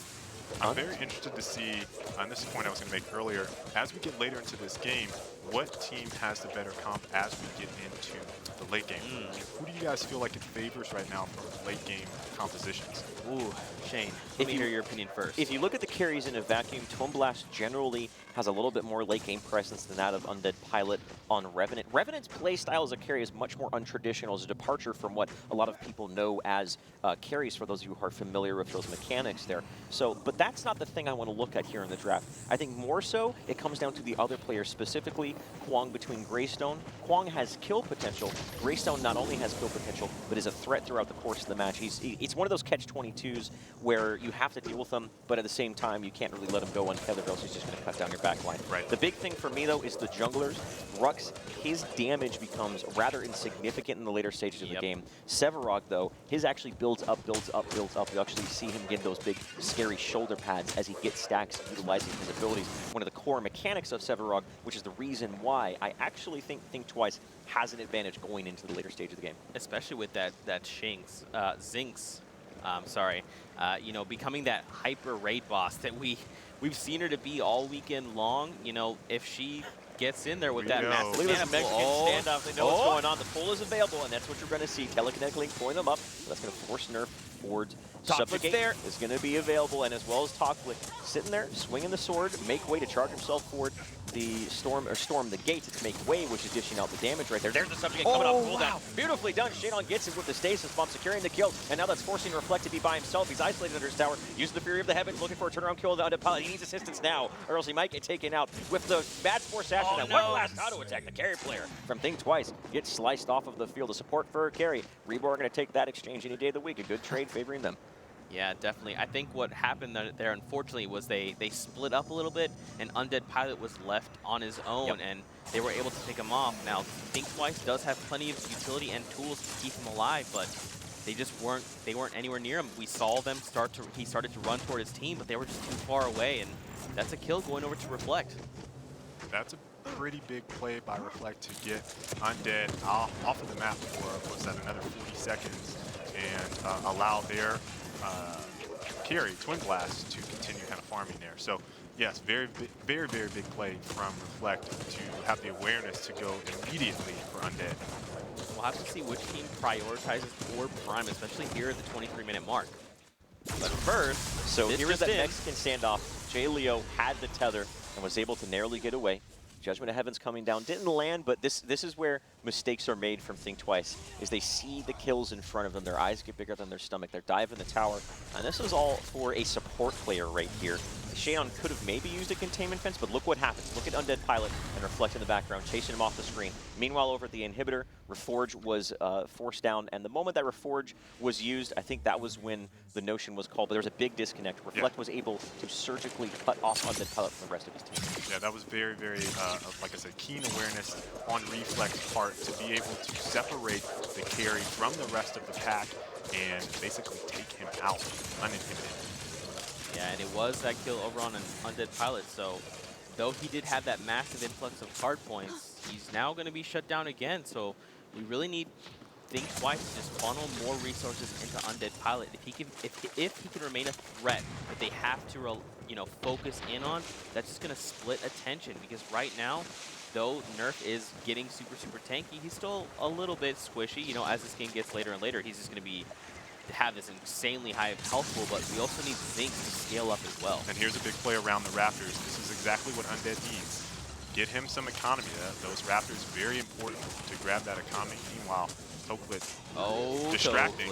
He's in some trouble. If Toklit goes down, which he might be able to, storm the gates being available, is he going to jump up to the high ground? He does. There's a little bit of a bleed on him from the Rush, he makes it out of this. Ventilate being used. When was the last time you saw Ventilate secure a kill? But he is able to do it. Over onto the carry. Though with that being said, look at mid lane. Not only were the Raptors just taken mid lane under siege, and Reborn are in full scramble mode in order to try to keep their tier 2 tower alive, but I don't think they're going to be able to. So they're going to pick up jump pads here, and that actually absolutely favors Think Twice. They took a situation that didn't look good for them, turned it around, and made it their own. The age-old question. Worth. Absolutely. Think Twice. Toklit falling, but in exchange for a tier 2 tower is massive. Oh man, Jinx was using that damage over time to get aggressive on Reflect, maybe looking for kill potential, but has to make sure it doesn't get taken out too far. Meanwhile, Nerf is able to get Pits and pick up a solo kill over onto the carry player, so that was just distraction tactics. And then Jinx, the black buff over on Jinx does so much damage with Zinx. Now with the stasis bomb with Reflect, Nerf is low, but it doesn't matter. The Fury of the Heavens is used, but Nerf swings that big hammer, and he nails him into the ground. Falling apart for Reborn. I cannot believe what is happening right now. I feel like that tier 2 tower takedown on Think Twice's part caught them off guard. Yes. Yeah. And then they kind of scrambled, and then we saw a bunch of kind of picks. And here we see another 20-something minute, so this is 26 minute, 4 prime grab from Think Twice. This is going to be big. J-Leo's there, maybe trying to look to convert this into an advantage. He's going to go in, but at this point, he's just going to get taken out. And that right there, they're trying to delay it. Sometimes giving up a kill or two to delay the orb prime can be worth it, but in that situation, that just means Think Twice is going to have an even larger power play available to them. So the Nazgul now going in, getting knocked into the grasp of Think Twice, and Undead Pilot's going to get that kill right there. And this is going to be a very, very threatening push coming from Think Twice. We're 26 minutes into the game, so the death timers are upwards of a minute. It's going to be 5v4 for a period of about 30 minutes. And Solo Nazgul, he's the best hit on the side of Reborn to defend these pushes. He's off the field, taking a look at the CS. Look at the numbers between Think Twice and Reborn. Over 100 CS difference. CS's creep score, getting last hits to infuse economy, going over to Think Twice. Basically, Think Twice has more money in the bank. That's right. Than Reborn right now, and that is starting to show. Again, I want to point out Nerf, the later we get into the game, now he has Orb Prime, the scarier he gets. That's right. And he is going to be an absolute, as Zeke would say, terror once things get started. And you know what I'm anticipating right now is a big push down mid lane. They're going to group big push down mid lane, and they're going to try to siege that inhib. Now, it is very important at this point in the game, with Think Twice having the Orb Prime, for them not to allow Think Twice to get pit kills. Because if they offset those deaths, we're going to see the same type of game 1 effect. They're going to continue to push until they can take down that inhib. Here we go. That's right. They just need to stall long enough, KL. Can they? Looking at the side lanes going into this is when you want to keep your eye on, because your eyes on, because if one lane is set against Think Twice, that actually, if this becomes a botched siege, they can get punished very, very hard for it, because he Toklit on the left, a little bit of divide and conquer tactics, which is what Greystone excels at, and right lane is also set for Think Twice. What we mean by set is simply that the wave minion is slowly going to push into your opponent's base. But so this is going to be all about delegation of resources for Reborn, and that is on the shoulders of J-Leo and the shot calling. The shot calling from Nerf has been on point, as we saw the decisive movement into mid lane, and again into the breach. Moving forward, Severog uses the Colossal Blow more so as a zoning tool and isolating, as well as that containment fence. But that is going to keep Undead Pilot from getting focused down here for Reflect, but the damage and the follow-up isn't there. And stabilizing through this long abuse of ultimates that Reborn is showing right now is Think Twice. Undead Pilot taking a lot of burst damage coming out from Trimblast. He saw the grenade plus the double shot. He's going to have a little bit of regen, but it's Reflect still there right now, trying to get the damage down there, thwarting off the aggression. This has been an impressive defense coming out from Reborn. The inhibitor's barely taking any damage. Containment fence is on cooldown. Undead Pilot is low, and they are going to bend and bend, but they shall not break. That was an incredible display, as you called it, of shot calling on Jay Leo's part to focus the correct targets that they needed to focus, to distract the people that they needed to distract, and hold off what could have been the end of this game. That's right. That was huge. And, you know, huge respect to Reborn. Though they started to be on the back foot a little bit, their shot calling is on point. Jay Leo is still focused in on this game, and they're trying to just push this to a game 3, and you can tell that there's so much intensity from both teams right now. It honestly could go either way at this point. And for those of you at home that had a little bit of sweat on your brow from that, you can wipe off. Reborn Take a breath. Saves himself. They get to fight for what seems like another few minutes, perhaps, in this game, and really it might come down to the next War Prime take, or when War Prime comes back up. So right now we see Undead at the Raptors. Again, all about that economy. They have more money in the bank, and they're continuing to invest right now. Undead Pilot. Now, though his creep score there on the left is a little bit less, Undead has picked himself up a few kills under the effects of his ultimate, the Reckoning. So he has a little bit more gold, if not equalized to the other carry. So, I mean, he's on fire right now. He has picked up that Tainted Magic. You see there, that 7-point cost card. So we'll have to see how he can utilize that in his damage. There's a lot of damage going down here on the Zinx. Well, that's what Zinx is meant to do, is to soak up all the damage, which you might get pincered and collapsed on here. Oh no. Sent down as she's running out of health, soon to run out of mana here. The Bellica drone is being used to avoid that. I believe there was a Neuro Disruptor, the ultimate that came out, but Shinx really going to be able to get away there. Now Reborn is in full retreat. Taking a look at the time, 31 minutes at the top of your screen, ladies and gentlemen. This is the juncture where we now will start to see Reborn get into their comfort zone. Even though, yes, they are behind objectives, they are behind on farm, this is where they excel the most, late game situation. Normally in this, we see them have a late scaling composition though, so it's going to be interesting to see how they're going to try to take what is a disadvantage inherently from the draft, but use just outmaneuvering and outthinking their opponent in the late game. It's going to be very close when it comes down to these inhibitor defenses, but I think the clock is ticking here for Think Twice. They have to be really careful about Nadosic just outscaling Undead Pilot. What it comes down to, when you mentioned the late game, is the play from Reflect and the play from Nadosic. Those are their two late game heroes right now. And on the flip side for Think Twice, we're going to be really paying attention to Nerf, and that's about it, right? I mean, so Tokflit, his late game presence, not necessarily that scary, but Nerf is going to be the one that needs to really set up plays. We saw Twin Blast can eat Shinx, or Zinx, alive because of the damage that he puts out, right? So, you know, once you have carries that start scaling well late game, they can really blow Zinx up.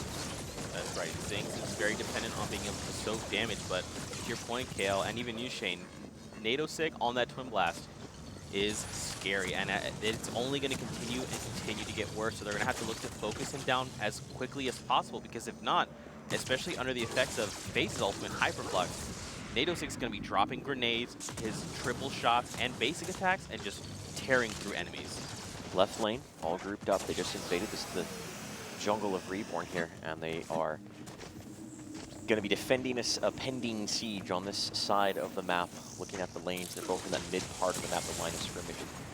Falling back is Think Twice. War Prime is not yet coming back. He's going to be here momentarily, maybe in about 25 to 15 seconds, and just trying to push those lanes out, use the vision of the wards that they have, and we take a look at the economical advantage that Think Twice has.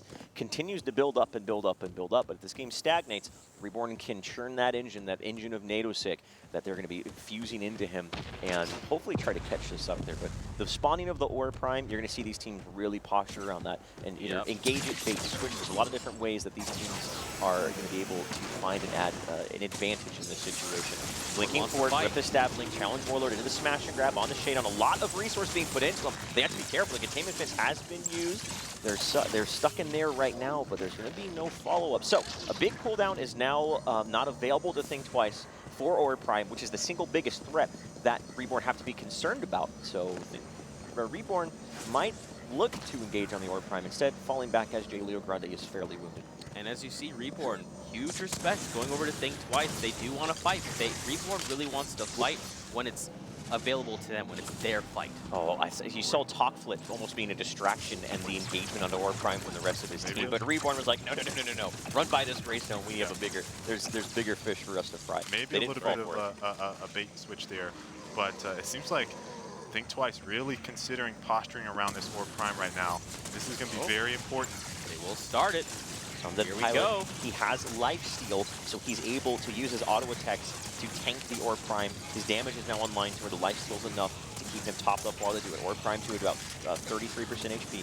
Talkflick and Nerf zoning out the rest of Reborn. They want to keep them away. Even if they get taken out, there may be 4-3-5 potential, but Undead Pilot is going to be able to secure the Prime card. The question is, can they get away cleanly and get themselves collected before Reborn collapses on them? Jaleo Grande is already in the back line, knocking up Shinx, but Shinx is so tanky, they're just absorbing all the damage, it simply doesn't matter. And they're collapsing over on a Reborn. This is Think Twice with a huge advantage. Undead Pilot uses the Obliterate and gets the kill thus far. Reborn are on the rope. They have to be careful. The Reckoning used, the Blink Charm forward. He's going to be able to get the Obliterate. He's going to have to bend around the corner if he wants to live, but no, he will not bend. And he gets taken out as well. Jaleo Grande is the lone survivor of this engagement, and Think Twice with just superior shot calling, superior movement. We're able to zone Reborn away from the Orb Prime, allow Undead Pilot to pick it up with that big power boost of the Prime card coming online. There's now a charge into the right inhibitor, and they may be able to go for the core here. Ladies and gentlemen, close it. $12,000 are on the line for Think Twice right here. 20 seconds for Master Splinter, but Nazgul, Reflect, and NATO are down for a period of time. Jaleo Grande is going to have to pull off the play of his life if he wants to keep the hope and dreams of North America in this game. But I don't know if he's going to be able to. He's going to get charged for it. Obliterate underneath the core. Colossal Blow is knocking them away from the defense, and they're just going in on the core. Jaleo Grande can't do it. And congratulations to Think Twice. Ladies and gentlemen, we have our victors of Paragon Exhibition 2017, the first of its kind, and you see these guys looking happy and joyed, and they are so well deserving. We're behind in the early game, using the Reborn, using their typical aggression, but they know that style too much, bounce back, and wonderfully done by the team who was the underdogs coming into this event. Wow. Huge Despite props. coming out of Europeans, championship qualifiers as the #1 seed, many folks thought Think Twice was the underdog going into this, and as Shadon has mentioned multiple times, kind of like the misfit group of guys that just came together that are very, very talented, following on the heels of great play and aggressive play, and now they are the champions of the very first Paragon Exhibition Event, the official tournament hosted by Epic. This has been a great show of skill, great show of class from both teams. Man, I really thought Reborn was going to come back, and they did all the things that we talked about. They adapted.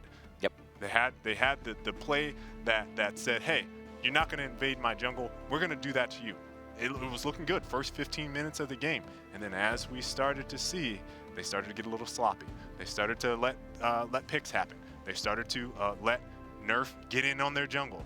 And next thing you know, tides are turning. Yes, that Reborn were looking so good, but it seemed like they didn't really know how to transition and convert the momentum that they had into the later stages of the game.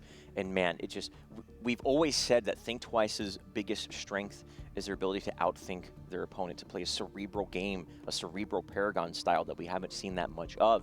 And that play around Orb Prime where Nerf said, I'm going to be Nerf, you cover the entrance from those 2 stairways descending down to the Orb Prime by the river. I'm going to be inside of the jungle. At this point, we are just so hard to kill that we can get away from any sort of engagement. Zone, allow the rest of our team to pick at that Orb Prime. Orb Prime was picked up. They consolidated, grouped up, stabilized, went for the haymaker, and they nailed them right in the nose. Yeah, that was crazy. Think Twice, they showed up. I'm so impressed with them. I think, if I'm not mistaken, I think this tournament, they went... Is it 6-1 total? 6-1. They lost their first match and then did. It's 5-1. I'm sorry. Yes, they lost. They lost their first match against Oxygen, and then they steamrolled all the way through up until the grand finals. That's literally the best way to put it. Is steamroll. Yes. So we have a replay from that last bit of action right there at the end, and it came down to this orb fight. And, you know, Reborn did everything they could to pick people off. They put so much into Shinx, but look how much damage he's taking. It just doesn't matter. While Solo Nazgul was just completely by himself. Look at the Obliterate just blowing him up right there. Nothing you can do.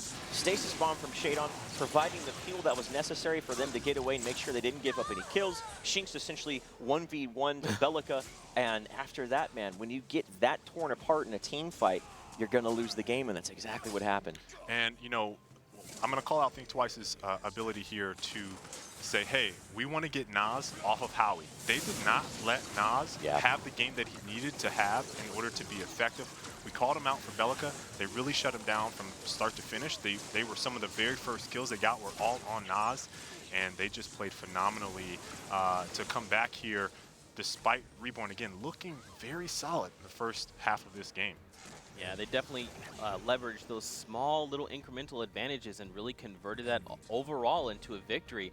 You know, they were falling behind. Reborn did come up huge there in the early game, but Think Twice holding out long enough, just trying to just claim advantages here and there. And you pointed out best, at one point, they had more money in the bank. Yeah.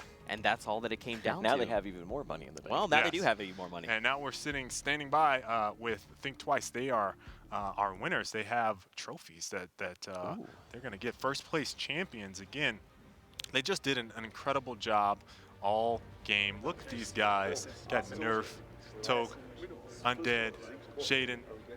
Just fantastic play. Is there a little eye sweat from Shaden coming right there? Maybe. A little sweat in front of the eyes? There's the man himself. Cameron. Yeah. Green turtleneck. I love it. Oh, the turtleneck game's on point. And how it fitting is. for Think Twice that he would be. We know who Cam was rooting for. He with was. The green That's shirt. got to be what it was. I think so. It's Maybe the power of the turtleneck. I wonder if Cameron had a backup turtleneck just in case. He had a blue one for Reborn? Yeah, just You in think case. so? Yes. I think so. I think he has a closet full of them. There are your champions. Your moment. 3. Lift the trophies in 3. Congratulations, 2, Think 1. Twice. Steady. How the underdogs, they really came through. So very well deserved as they celebrate. These guys have put their heart, dreams, aspirations into this game. The blood, sweat, and tears paying off. I'm so excited to see where they go from here.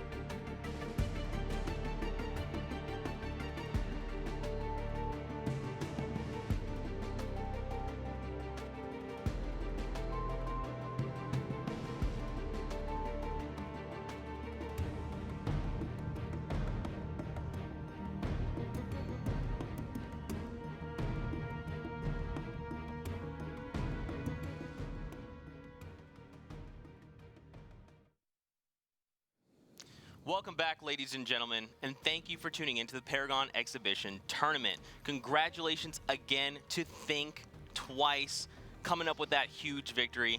But now we're in to V42. My name is Zeke Mateus, and I'm joined by James and Cam. How you guys doing? Doing amazing. It's so amazing to be here for the dawn of a new dawn. The dawn of a new dawn. I am beyond excited. The grand finals were absolutely amazing. We had some very, very, very quality games from all 4 of these teams. But to be honest, this is what I'm most excited for. I really want to see V42 played at the highest level by these teams, and we have some absolutely amazing individual players to show it off. That's right. So the 2 teams, Toronto Esports and Team Oxygen, I believe, are actually going to be playing 2 games for us on V42. Now, gentlemen, as 2 members of our competitive QA team, what's different? What is different? Well, that's a very loaded question, Zeke, because the actual answer is almost everything. Almost everything. Relationships between statistics, how things like mana regen work, pretty much an entire rewiring of all the numbers in the game, not just the items. Interesting. What about, say, items? Yeah, there's a lot that goes into it. So with the entirety of itemization changing, the reason we refer to it as items, because it's not just the cards that go into it. You're going to be purchasing cards, swapping them in and out over the course of the game, but also before you go into the game, you're going to be pre-selecting gems. The way these gems get activated is you will buy attribute points that, while they scale up on your stats, as James said before, also allow you to purchase those cards and give you unique threshold bonuses to better let players play the game they want to. That's right. And there you saw Team Oxygen versus Toronto Esports will be in the draft very, very shortly. Now, what are some things, I mean, do you guys think we'll see, I don't know, Iggy, maybe some weird thing we haven't seen, Jungle Richter? Ooh. Like, what do you guys think we might see in these 42 games? So I think there's a good chance we see something like that. There's a lot of heroes that we haven't seen in a long time in the current game who are just much stronger, much more the hero that they were meant to be in 42. An example would be Shinbi Jungle and, as you said, Iggy. Shinbi Jungle. Yeah, with the new card system, there is a lot more that is competitively viable, or even just viable in general. You're not necessarily tied down to that spreadsheet of stats that was required as before. And with a bunch of these additional active and passive effects, heroes unlock their kits a lot better. So I wouldn't be surprised to see stuff like the Shinbi, like the Iggy, but also don't be shocked to see maybe a Crunch come out with something very, very, very weird. Or we already know Surtlov's Countess. Maybe he plays Countess with a couple effects we haven't seen before and really sees how far he can push that envelope. So a really important note, Zeke, it's less now about having more numbers than the other person and more about playing the hero the way you want to play the hero. That's right. Well, ladies and gentlemen, first up, let's take a look at Toronto. They will be up playing against Team Oxygen in the V42 sneak peek games we have lined up for you. So I think we're almost ready to head into draft, if I'm not mistaken. Well, pretty exciting. close. It should be very, very, very close. All and right. so the couple players that I really want to highlight on these teams, one, the junglers. Meds and Blood Mortius are very strong individual players and also generally dictate a lot of the shot calling for their team. I want to see if they utilize different types of picks, because we talked about during the course of the main tournament how the jungle pool was very limited in the current meta. They generally favored tankier junglers, people who could pick up the Mad Sports Sash, people who can pick up the Radiant Mantle and really rely on that AoE clear. That's not going to be the case. In 42, one of the big changes is to the jungle. It is a lot less lethal early on and just takes a little while to clear. So higher clear speed might be prioritized, but a lot larger portion of the roster can be ran in that position now. And Cam touched upon something interesting I want to expand on a little bit. Previously, each hero's affinity was assigned to the hero. So Grux, a black-red hero, Sevarog, a black-green hero. In the new system, the affinities are assigned to your deck. So you make one deck, you can use this deck with any hero. You pick the affinities that the deck is made up of in Deck Builder. That sounds absolutely amazing. Yeah. So what you're telling me is I could be that white-blue Sevarog I've always wanted to be. Absolutely.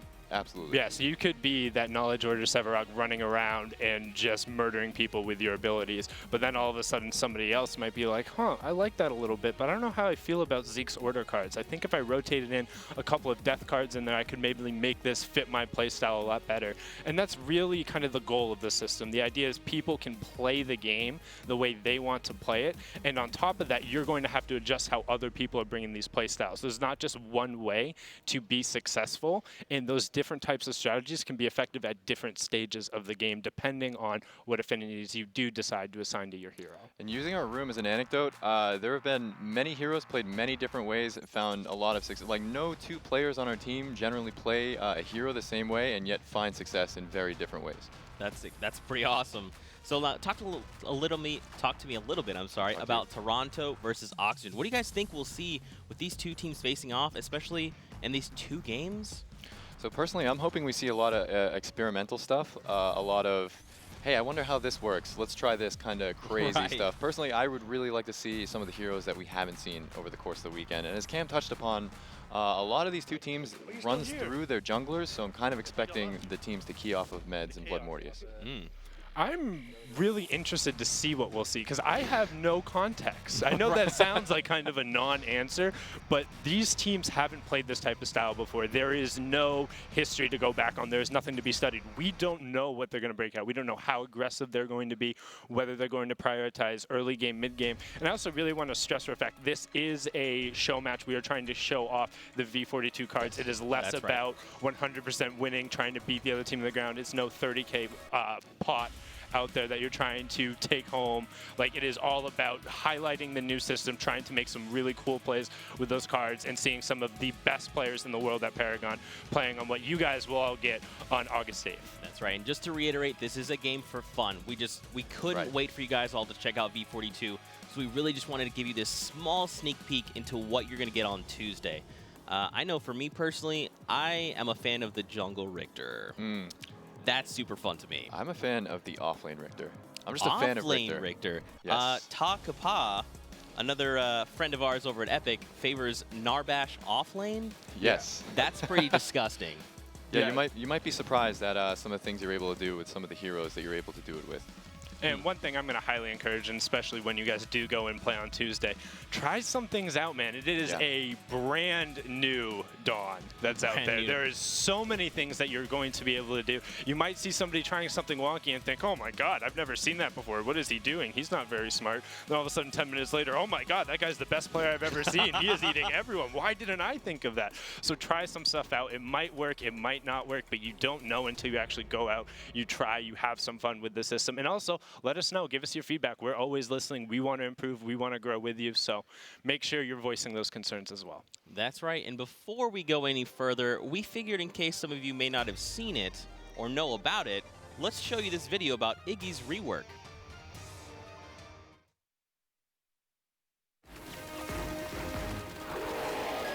Iggy and Scorch are back and ready to set anything and everything on fire. The inseparable pair have new toys stolen straight from Drongo's junkyard and are ready to turn up the heat. Iggy and Scorch return with their new and improved flame turret.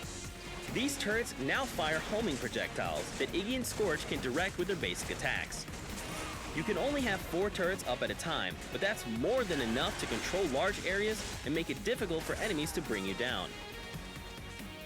Burning Sensation will passively cause Iggy and Scorch's turrets and basic attacks to set enemies ablaze, dealing damage over time.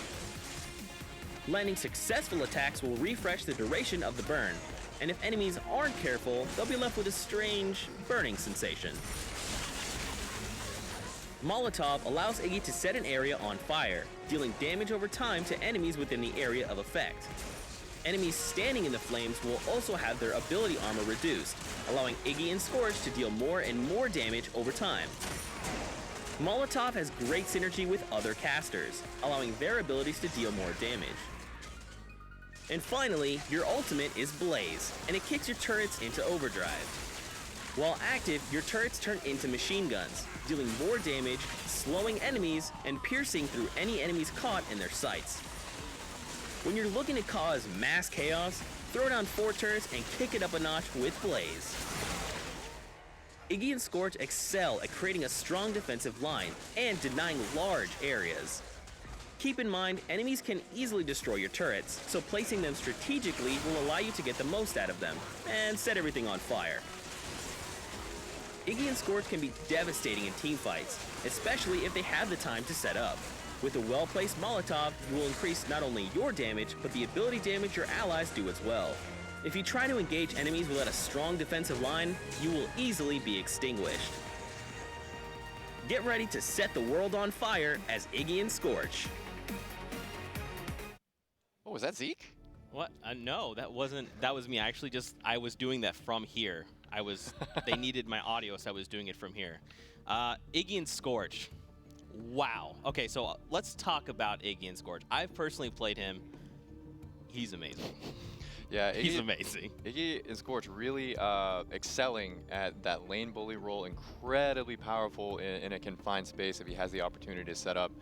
Really just able. I expect him to be ran most often as an offlaner.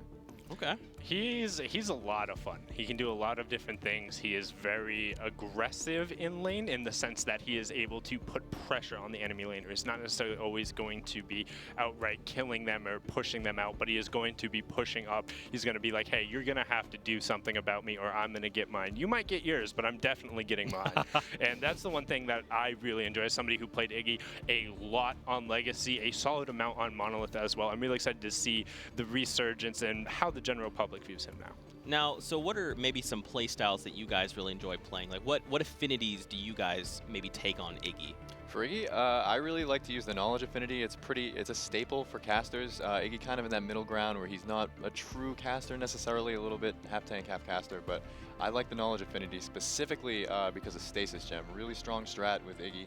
Put down your turrets, and as the enemy team is focusing you, use Stasis and gain a few more seconds of your turrets damage. That's pretty awesome. Yeah. Yeah, I think Knowledge is a very solid option for him as well. I'm a very big fan of Death as well. Iggy has a little bit of interesting time last hitting, and as we talk about Iggy, let's get into this draft. We'll see if we might see him get picked here. Yeah, I'm really excited to see how this goes down. Really curious as to what heroes are going to be a lot of weight put into by these teams. And for those of you at home, since this is a show match, we are not doing bans from either team. We want teams to be able to play whatever heroes they want to try out and show off in this new system. So we could be seeing some stuff. And right off the rip, we have Mikey locking in that Bellica. Honestly, I was expecting the Wraith out of Mikey. Really strong performance over the course of the tournament with Wraith, but ops for the Bellica. Yeah, Bellica, a lot of options in this system as well. One card I really want to, in particular, highlight for her is Riot Sapper. Don't know if he will end up running Chaos, but it synergizes a lot with Bellica because it removes some of the enemy's current mana. I believe it's 20%. Yes. So that makes her Neural Disruptor do more damage because it scales off of the enemy's missing mana. Wow. So it's a double-pronged. And those are types of passives and actives we're going to be seeing in the system. And wow. The Narbash and the Crunch right out the gate, Crunch Narbash. Two heroes we haven't seen all tournament. Really interested to see how this goes down. The eyebrows. He's looking really satisfied. He's like, oh yeah, what's up? It's me. You know he's got something special for us. You know he's got something special. But I'm very interested to see Meds on Crunch. I know he's run around with that a lot on the live build. He played it a ton on his Rank 1 Go account. He was just spamming Crunch games out, and he is very aggressive, very solid at farming. I'm going to really, really, really excited to watch that. Yeah, I'd expect his Grux playstyle that's been so successful over the course of the weekend to translate very well to Crunch. And we do have the Iggy. Oh, and of course, be certified, picking up the Iggy. Is that a Murdoch? I believe it is. Hello? That is another shock. Another hero we haven't seen all weekend. Yeah, very excited. Both of those heroes having a lot of options in the V42 card system. And we get to see the Iggy rework played by a very prolific offlaner. Beaser is able to do a lot of things on a lot of different heroes. You guys saw him breaking out that slightly off-meta Countess to solid effect, I think, in both the games. So really interested to see how he performs in the Iggy. Yeah, and I believe Oxygen might have got the read that Iggy was coming because the healing coming out of Narbash much more significant than Legacy, and that'll be very useful against the Iggy dot damage. And we do have a Revenant and a Wraith also picked up. Interesting. Two big guns. Revenant, slightly different on this version of the game than what people might be used to. The fourth shot in his reload now actually does it's a critical hit, essentially. It's a percentage of his physical damage, no longer just a small burst of ability damage. So it's a true crit. Yes, it starts at 50%, scales up to 200%. Yeah, and that's hurts. Crazy. And for those of you who don't know, the new critical strike system, which you can read about in the patch notes for a more definitive definition, it individually calculates each roll on the attack, and you'll just get the bonus off of that. Yep, not actually a true stat anymore. And look at that, the Shinbi coming out of Blood Mortius as well as the Muriel? Who are these heroes, Zeke? I am so excited. And the Gideon pickup, this, guys, this is a new and fiery dawn for Paragon. Being able to see all these heroes have a huge resurgence. I am so excited. One thing I do want to point out, ladies and gentlemen, this is all for fun. This is just a show match. We just want to show you guys a sneak peek of E42. I'm so excited. Blood Mortius on Shinbi. Yeah. Really interested to see what Shinbi build he goes. Traditionally, jungle Shinbi, we see more of that bruiser, more of that fightery build in our room. Other players like to go for the caster build, have more mana to continue to cast spells, get more damage out of those abilities. So interested to see which direction he goes. And here we go. We load in, and let's see where they end up opting. And one thing you'll see, there's a lot of different starts available to the teams. What most teams would do is... the flying beast! Oh, look at that. They're showing off the taunts, the crowns. Looking good. Oh, team photo. That's right. Tio just representing a little bit. And ladies and gentlemen, don't forget to use that hashtag PEX 2017.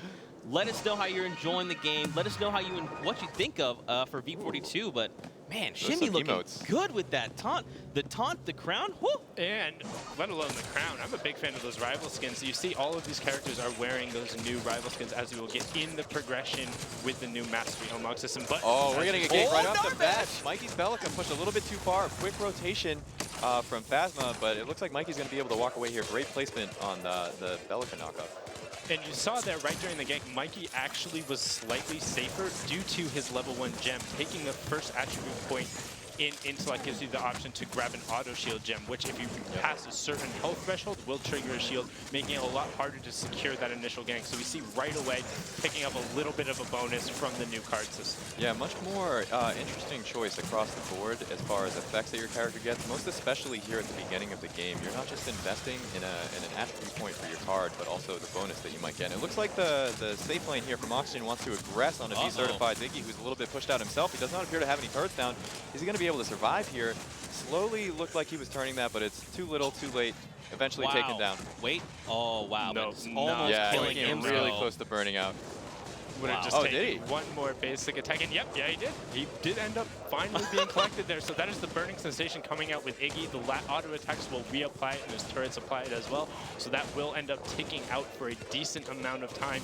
Certified also living a little bit longer there due to his exoskeleton, which reduces every instance of damage by 8 as it comes in. So gives him a little bit of a bonus, and you see Meds clearing out that green buff, going for a quick recall. He's rocking the Demolitionist. You see that in the bottom left. It gives him additional damage on hit and will help him clear out a little faster, and you see that with Cameron as well.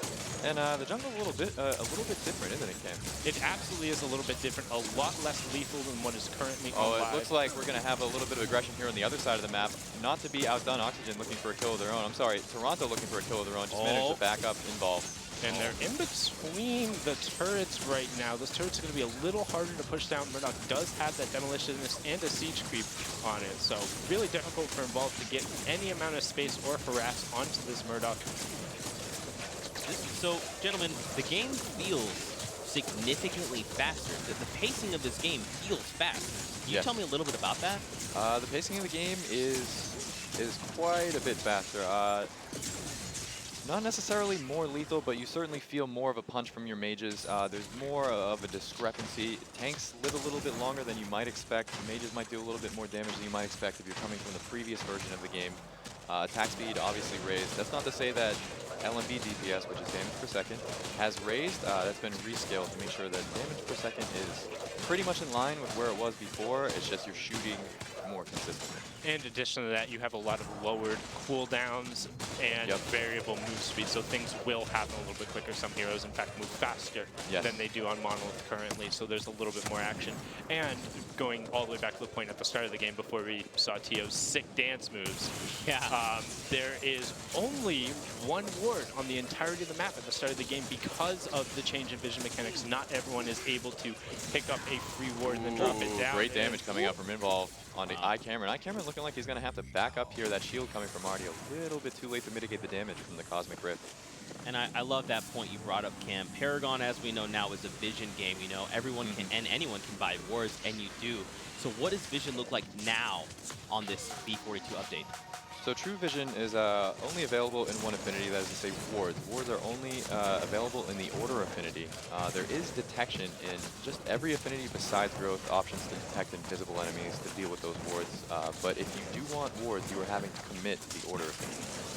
But on the positive side, because every deck requires 2 affinities, and we see they are actually attempting to engage on Cert, but that engage not a whole lot lethal with Cert having the exoskeleton as well as the Armored Footman. Armored Footman gives you the passive Lucky Block. It has a chance to reduce the basic attacks incoming by a large percentage, making it very, very, very difficult to have any damage stick to that Iggy right now. Yeah, really strong synergy there with the exoskeleton. Are we going to get some aggression here? An Invisible Blood Mortius walking past. Oh, here we go. Great. And we're going to go to the off lane. Looking like Imsco burning. Is he going to burn out? One thing about that burning sensation, not incredibly high damage, but a long duration. Be certified on the run from Phasma. No mana left for either hero, so that's not quite as lethal as Phasma might have hoped. Yeah, that was a very close situation. And touching on those cards, odds are good. One extra auto attack in that situation kills Iggy. Maybe the accumulated damage from what he negated with Exoskeleton kills Iggy, but because of that early game itemization, he's able to escape from that. We also see him opting into picking up Lamplighter, so he is putting wards down towards that side. And now we see Meds picking up the Living Guardian as well. The passive on that is Fortifying Strikes, which will give you basic armor on hit, makes clearing through that jungle much, much, much more effective, especially with Crunch, considering he's going to be weaving in auto attacks every one of his abilities, allowing for him to stack that up and maintain it. Yeah, so essentially Med's early game build here, making him take less damage from the jungle and deal more damage, really improves his clear, gives him more opportunity to be out here on the map. Juxtaposed by the build, the early game build that Be Certified is running, which is mitigating a lot of the damage that he's taking and really relying on the base damage of his spells and his turrets to make him threatening against the duo. And I love that. It feels like B42, especially from all that you guys have played, I'm sure, and some of that I've played. B42 really allows players, and you touched on this a little bit, Cam, allows players to play the game they want to play. Yeah. As you see, you know, we have Certified saying, I'm just going to be a threat. I'm going to be a nuisance. I'm just going to take as little damage as I can. Whereas Med's coming out saying, no, I want to focus my efforts on clearing the jungle. And both options available to both players. You can see right there, those are 2 meteors done to iCameron, and he is weak to the point where he must back. No damage done by Gideon. In great danger right now, and that is really highlights a lot of the differences in the system. Carries traditionally more late game heroes. They're called carries because they must be carried in the early game, but in the late game, expected to carry their team. And that is now more a reality than ever. Cameron really dependent on Marty Rift to be able to stay alive in that lane against Involve's Gideon. And I think that might have been a testament to maybe what they're used to playing. Maybe, you know, as Paragon as it is now, they're like, well, I could probably take a couple of meteors from Gideon, and now you're like, okay, can't take those meteors. Yeah, he was almost just kidding. confused, but we're going to go on board with Meds. Meds right now trying to get that gank on Be Certified. Be Certified pushed up a little bit too far. Does not appear to have any turrets down and no mana to boot. Surrounded by 3 heroes. This is going to go down here. Does not appear to be doing significant damage, but actually does. Imsco in a lot of danger there. Looks like he's going to be able to survive, but... We said that last time, we know how that worked out, but Meds was able to get behind him, and that's really how you punish Iggy, because of the amount of dot damage he is putting down in the lane, how his turrets are going to automatically shove if they have something to target. He's going to be pushed up. He's difficult to deal with even for the duo lane necessarily, but if you rotate the jungle and focus correctly while swapping the turret aggro, you can absolutely punish him. And once he gets set behind, it makes it very difficult, especially if he doesn't rotate into a pseudo tank build and goes for a little bit of a greedier mage build. Yep, can't stress enough how important it was that Imsco survived there. Quick Raptors picked up by Team Toronto Esports. pretty much more or less free, taking advantage of that gank in the off lane, responding with a Raptor take, and it looks like Oxygen tried to collapse on that a little bit too little too late, but they do force out the Muriel ult, Marty Riv having to use that Muriel ult to survive there.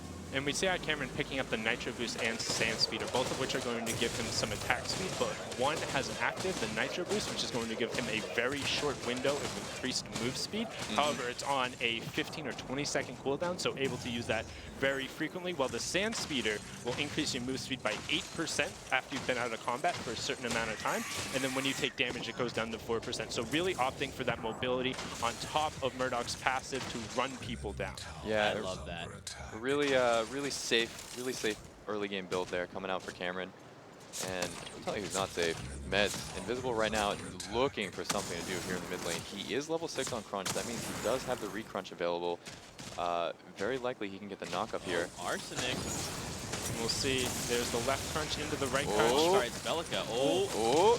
So getting the knock up there, but doing fantastic damage before he goes down. That was really close. It looked for a moment like that should be free, but manages to get the knock up out. And but Shimby is trying to return it back over. It looks like Wraith is just going to disengage from that, having none of the pops are saying, I don't want your music, get out of here. Yeah, and right now, Marty Riv leaving Cameron alone with Involve. Involve just running him down. Involve does not have much mana to speak of, but he's still going aggressively here. Cameron forced to back up. Wise decision. And we see Involve with a very, very good power spike right now. The Invader Mage giving a solid amount of spell penetration from that passive is going to cut through a lot of the looking for a kill here on Blood Mortius. Looked like Blood Mortius tried to gank the safe lane for Oxygen and got brought down to about 40% health for his trouble. But he's certified, one turret down, hitting shots on Imsco, forcing Imsco to back up. And as you can see, Zeke, it's really important that these supports are hanging out with the carries, or else they're just getting bullied by these offlanes. Which is a very big change from what we saw a lot of the grand finals that are going to be going around. But while we take a look at the build, see if there's anything very interesting. I know it's just a lot of kind of visual art to you guys, but one thing I do want to highlight, the far left card for Crunch the Tyrant, that is going to be a jungle stacking card. After he has killed 50 of his jungle camps, he will get an additional bonus, so that's going to stack up and help him out a lot. I would have expected something a little bit more aggressive coming out of Meds.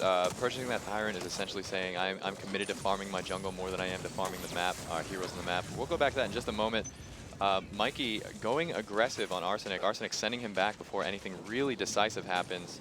And this is actually an extremely interesting matchup to me here in the mid lane. Belica, one of the shorter range mages, most especially in this version of the game. Wraith, just about as long range as you can get, really controls that matchup. But if there is a moment where Belica is close enough to knock up, speaking of knock up, Meds putting Belica in the air. Muriel coming out immediately. Mikey really looking for the kill, sensing he's about to go down, trying to do as much damage as he can. Narbash all committed. Big rotations coming out from both teams. Marty Riv committing that Muriel to try to save his mid laner, unsuccessful, and the offshoot of that is he ends up getting pressured as well. Right there, 1-for-0 trade in favor of Team Oxygen. Yeah, great rotation coming out from both of the supports. Marty trying to get in there to make the save, but Phasma was a little bit quicker on the drop, in behind in a perfect position to get the full channel, the crash bang boom, and that gon' hurt. Yes, Narbash, not the Narbash you were used to. A very painful hero, a very strong healer. Definitely a force to be reckoned with, and I would say that's pretty indicative of almost all of our supports in this version of the game. Definitely not damsels in distress.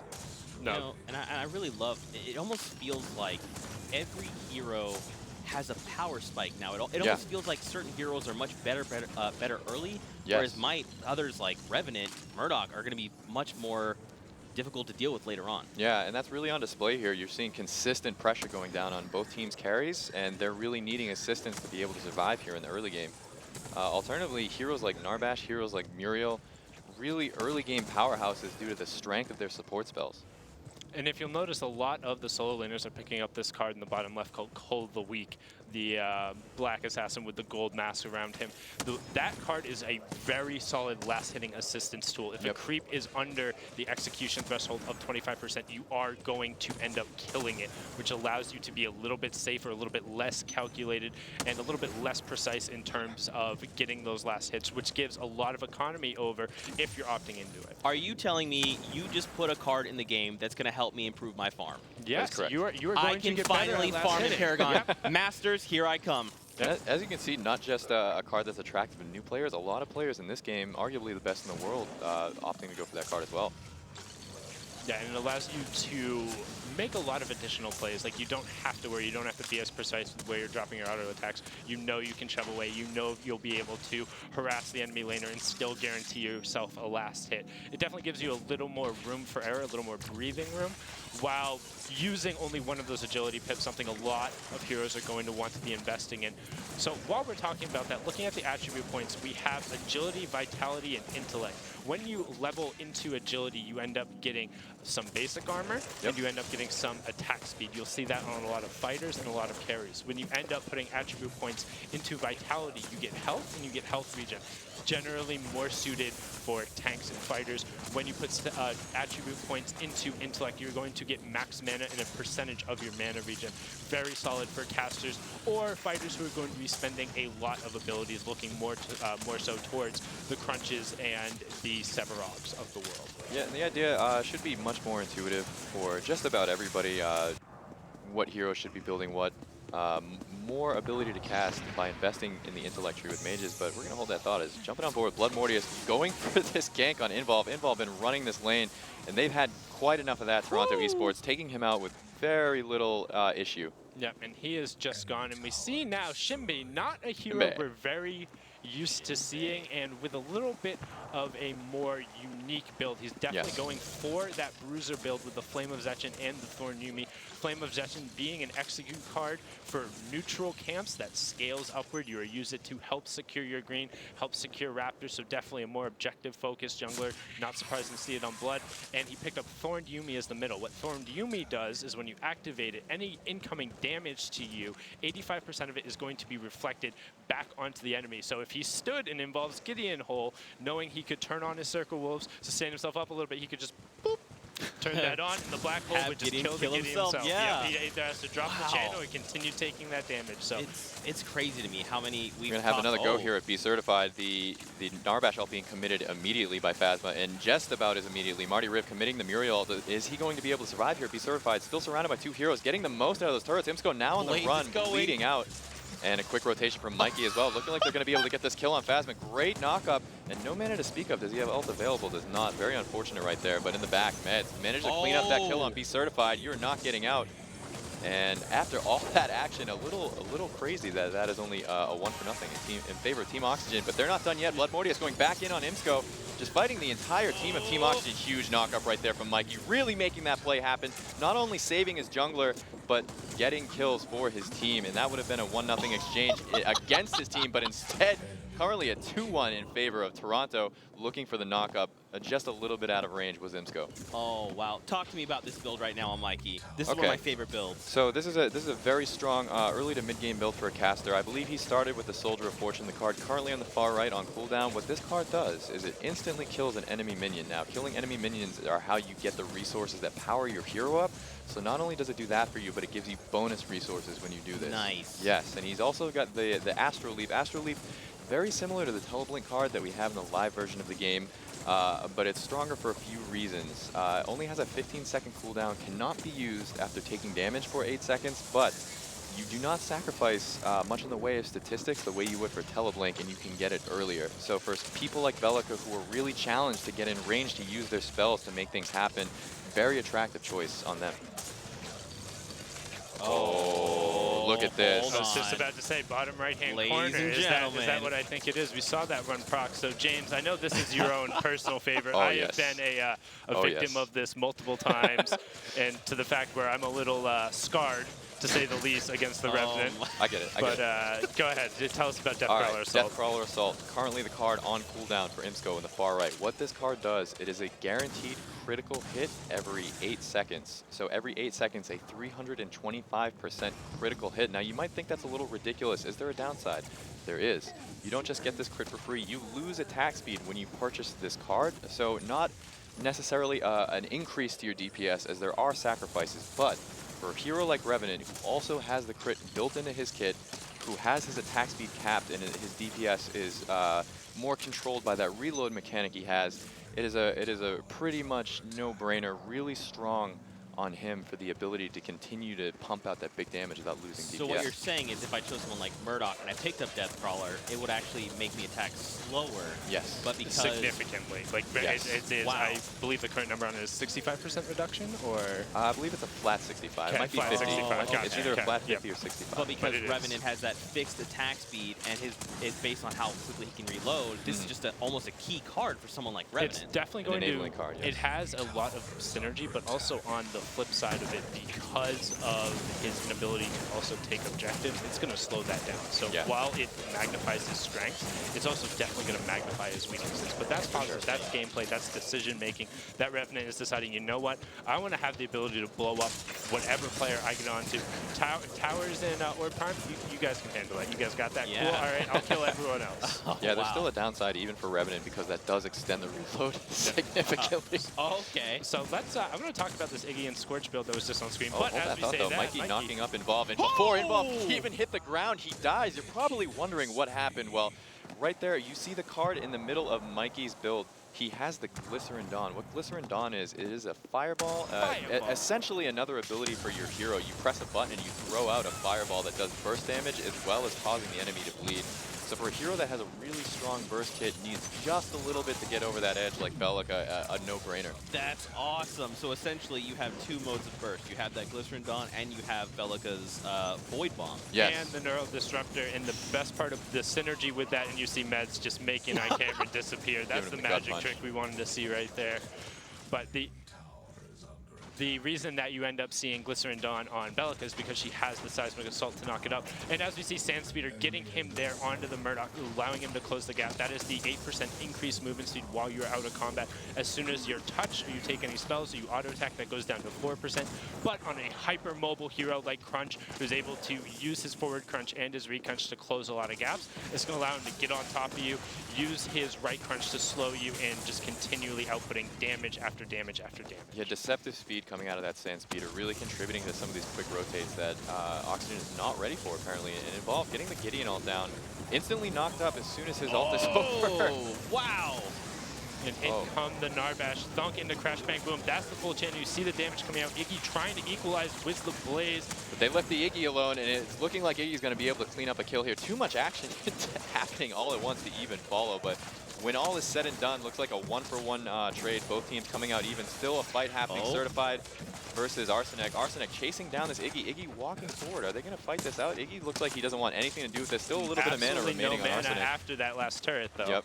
Ooh, kind of put that down as a just disengaged, hey, deal with this, I'm leaving you guys. And he does manage to get out right there. So still remains a one-for-one. Yep, solid disengage. And Narbash spending the entirety of his mana pool on that Song of the People in order to live through that Iggy Blaze. You saw those machine gun turrets coming out. Narbash lit on fire, but he plays those mean drum beats. He's going to heal himself up real good. And that's where you see his strength, really his niche.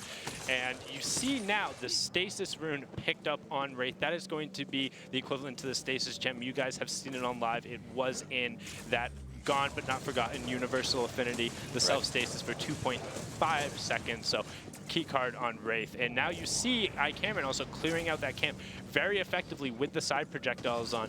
He's using the gem multi-shot. It is a tier 3 agility gem, and it allows for you to get a little bit more wave clear. Wait, what? He's a shotgun right now.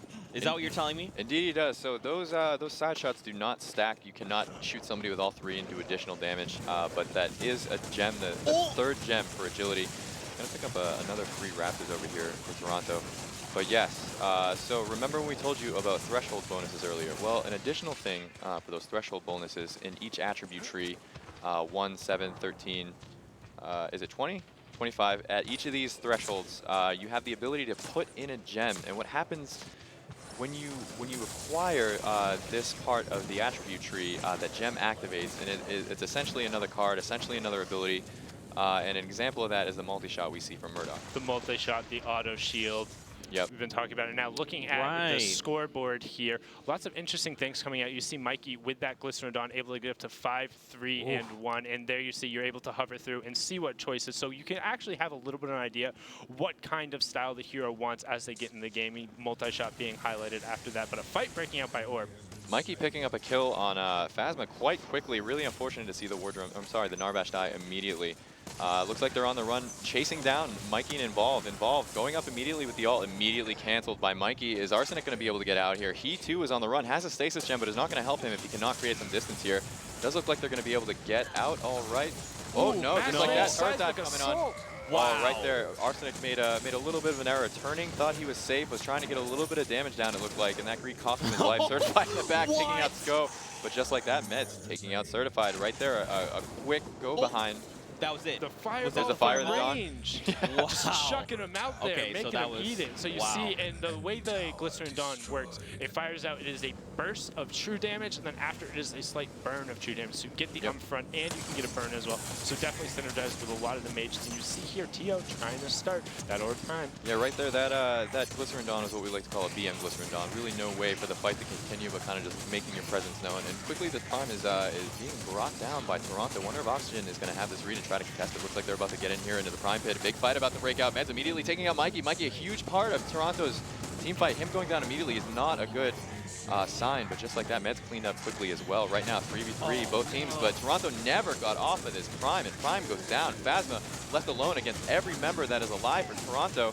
Goes down himself. This is looking really good for Toronto. What's this in the top left? What's that 3563? What's that? Oh, that is gold, Zeke. Oh, gold? Yes. Wait, what about card power? All right, so card power is no longer a thing. Bye-bye. Yeah, see you later. Card power, a few issues. Leveling up, kind of like experience, is difficult to really create a sort of linear scale between heroes as far as gaining a lead. You now gain gold every time you last hit, every time you kill a hero. Relentless Pursuit. So, oh, he's there already, huh? Okay, so we're going to highlight another big gem here. Oh, man. This is one of the level 25 agility gems, and what this does is when purchased, when you finish the agility tree, it gives you the ability to shoot without taking the movement penalty.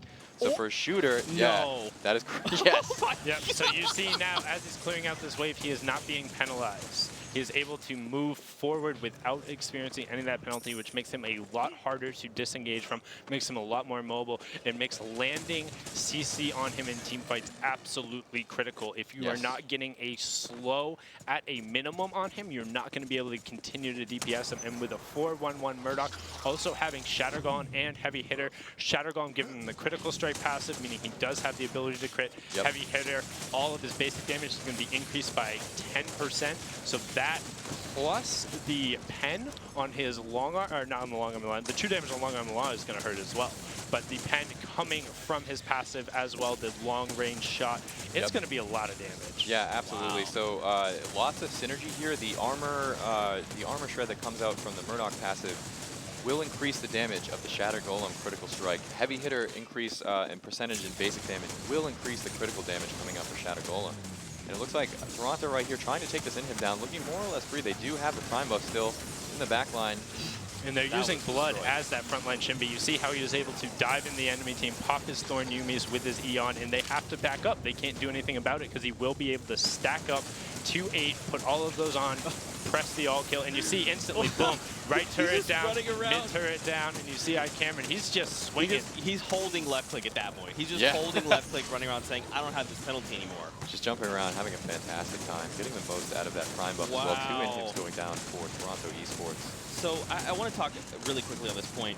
I think a big concern going into this new system that a lot of people had was, okay, well, I only have 3 cards now. I only have this many options. Right. But what it seems like these gems are doing is it's just opening up this game. It almost feels like they have 9 total available items.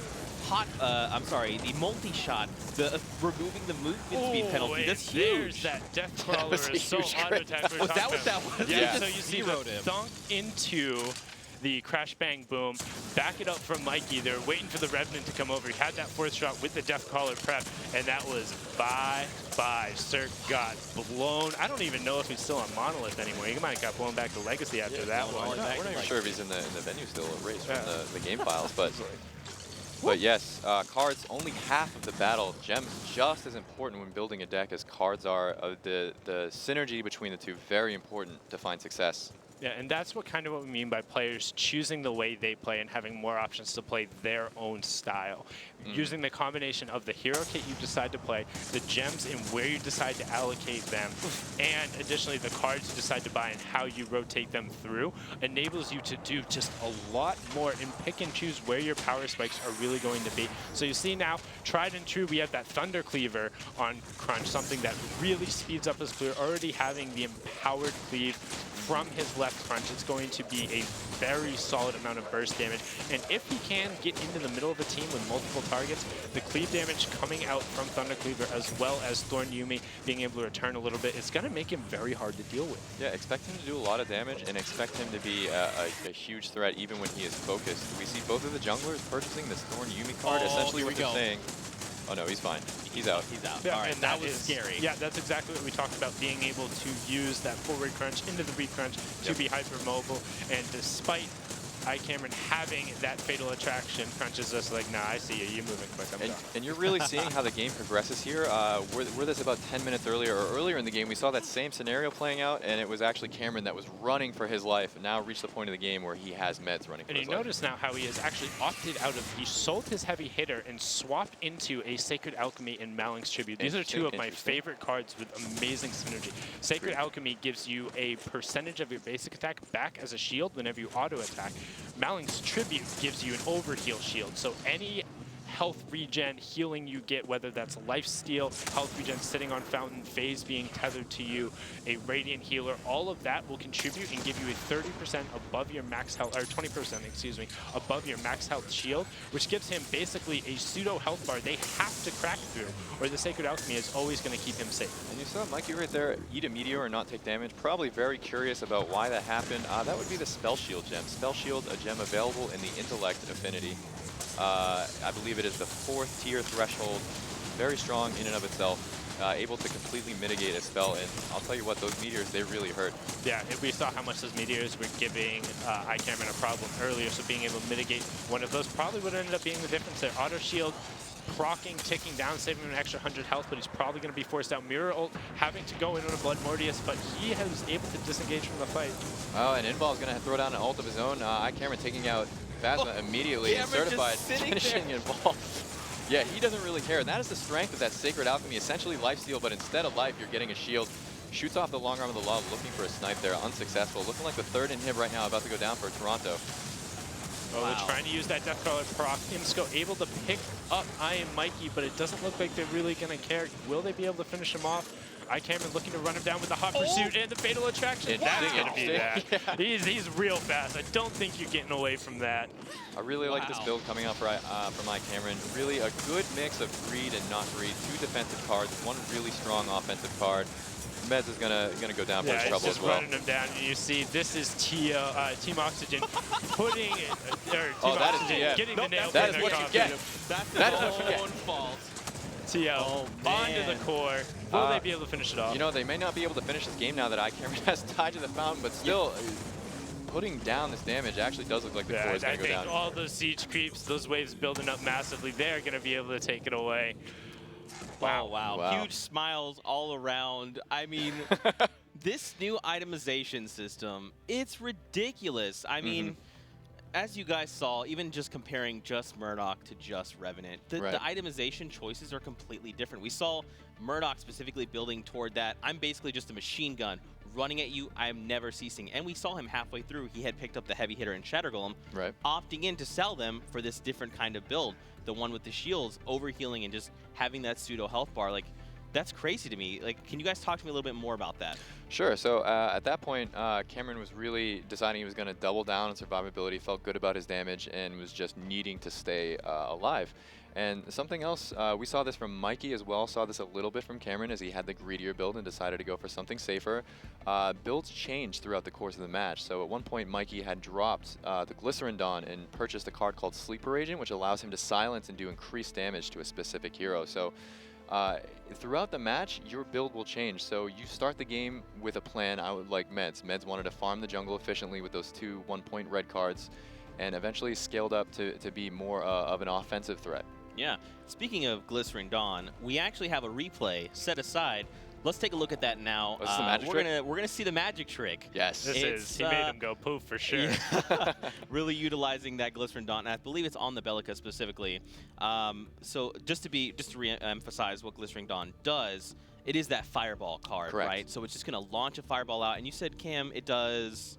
It does a burst of true damage up front, and then it has a ticking burn that occurs after, like a true fireball. Glycerin Dawn, got to make sure you get the up front, and then a little bit of the third-degree burns going down afterward. Yeah. But it is very strong with heroes who either have to be up in your face to guarantee it, because it is a straight-line skill shot, or somebody who has another CC to guarantee it, whether it's the back it up from Wraith, the seismic assault from Bellica, and on top of it being a good burst of damage from the active, it has power on the card. So it synergizes very well with mages. Wow. Let's check that card out real quick. Let's see this in action. And here we go. And this is him. He's at about 50% here when Mikey comes in and just...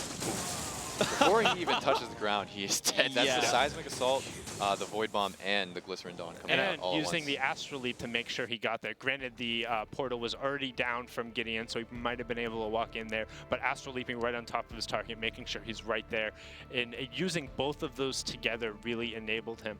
I want to touch back a little bit in terms of you talking about swapping your builds out. One thing you're going to notice on 42 that's very different from before is when you discard a card, unless it is a combustible card, which is the keyword for chaos, meaning you lose it on death. Once it's discarded, it's still going to be in your hand. You can go back and pick it up. So you are going to be interacting with your cards a lot more. You don't have to worry about, oh my god, no, I sold my Thundercleaver and it's gone forever, and that was a deck slot and I only had 40 and it's not there. It's like, no, it's okay. You can discard it when you realize, hey, I don't need to be farming really hard in the mid game, and then if you need the extra burst later, you can go back and you pick it up. But that's when you notice the difference for what ICAM was able to do compared to the Revenant. He was able to swap out and go more so into those shields card because he had invested the pips required for that and had the split. On the flip side of that, the Revenant went for the much more aggressive, I'm going to blow you up and you're not going to exist anymore here. That is exactly what I want to talk about. James, one of your favorite builds on Revenant, that Death Car. I think we actually have a replay lined up. I want to take a look at this. Let's talk about that. And what we're expecting to see right here is yet another magic trick, probably a huge chunk of damage coming up for the Revenant. Interesting to note, too, that the Death Crawler does stack with the Revenant crit. You can use them both at the same time. And right here, Phasma, thinking he's safe, sees a lone Iggy, going to go for him by himself. But the tails... he was half health. He pressed obliterate anyway. He's like, I'm going to need this. Just and then to be bullet, sure. And then all the tendrils going down onto the dead Iggy body was not quite required. Right. And he was shocked at how much damage he did. So, but that is the power, because he opted into going for Chaos Death, having the Guard Piercer to complement it, piercing through a lot of that basic armor. That is what the Revenant's style was. He wanted to blow up one person, and that was going to be their linchpin for success.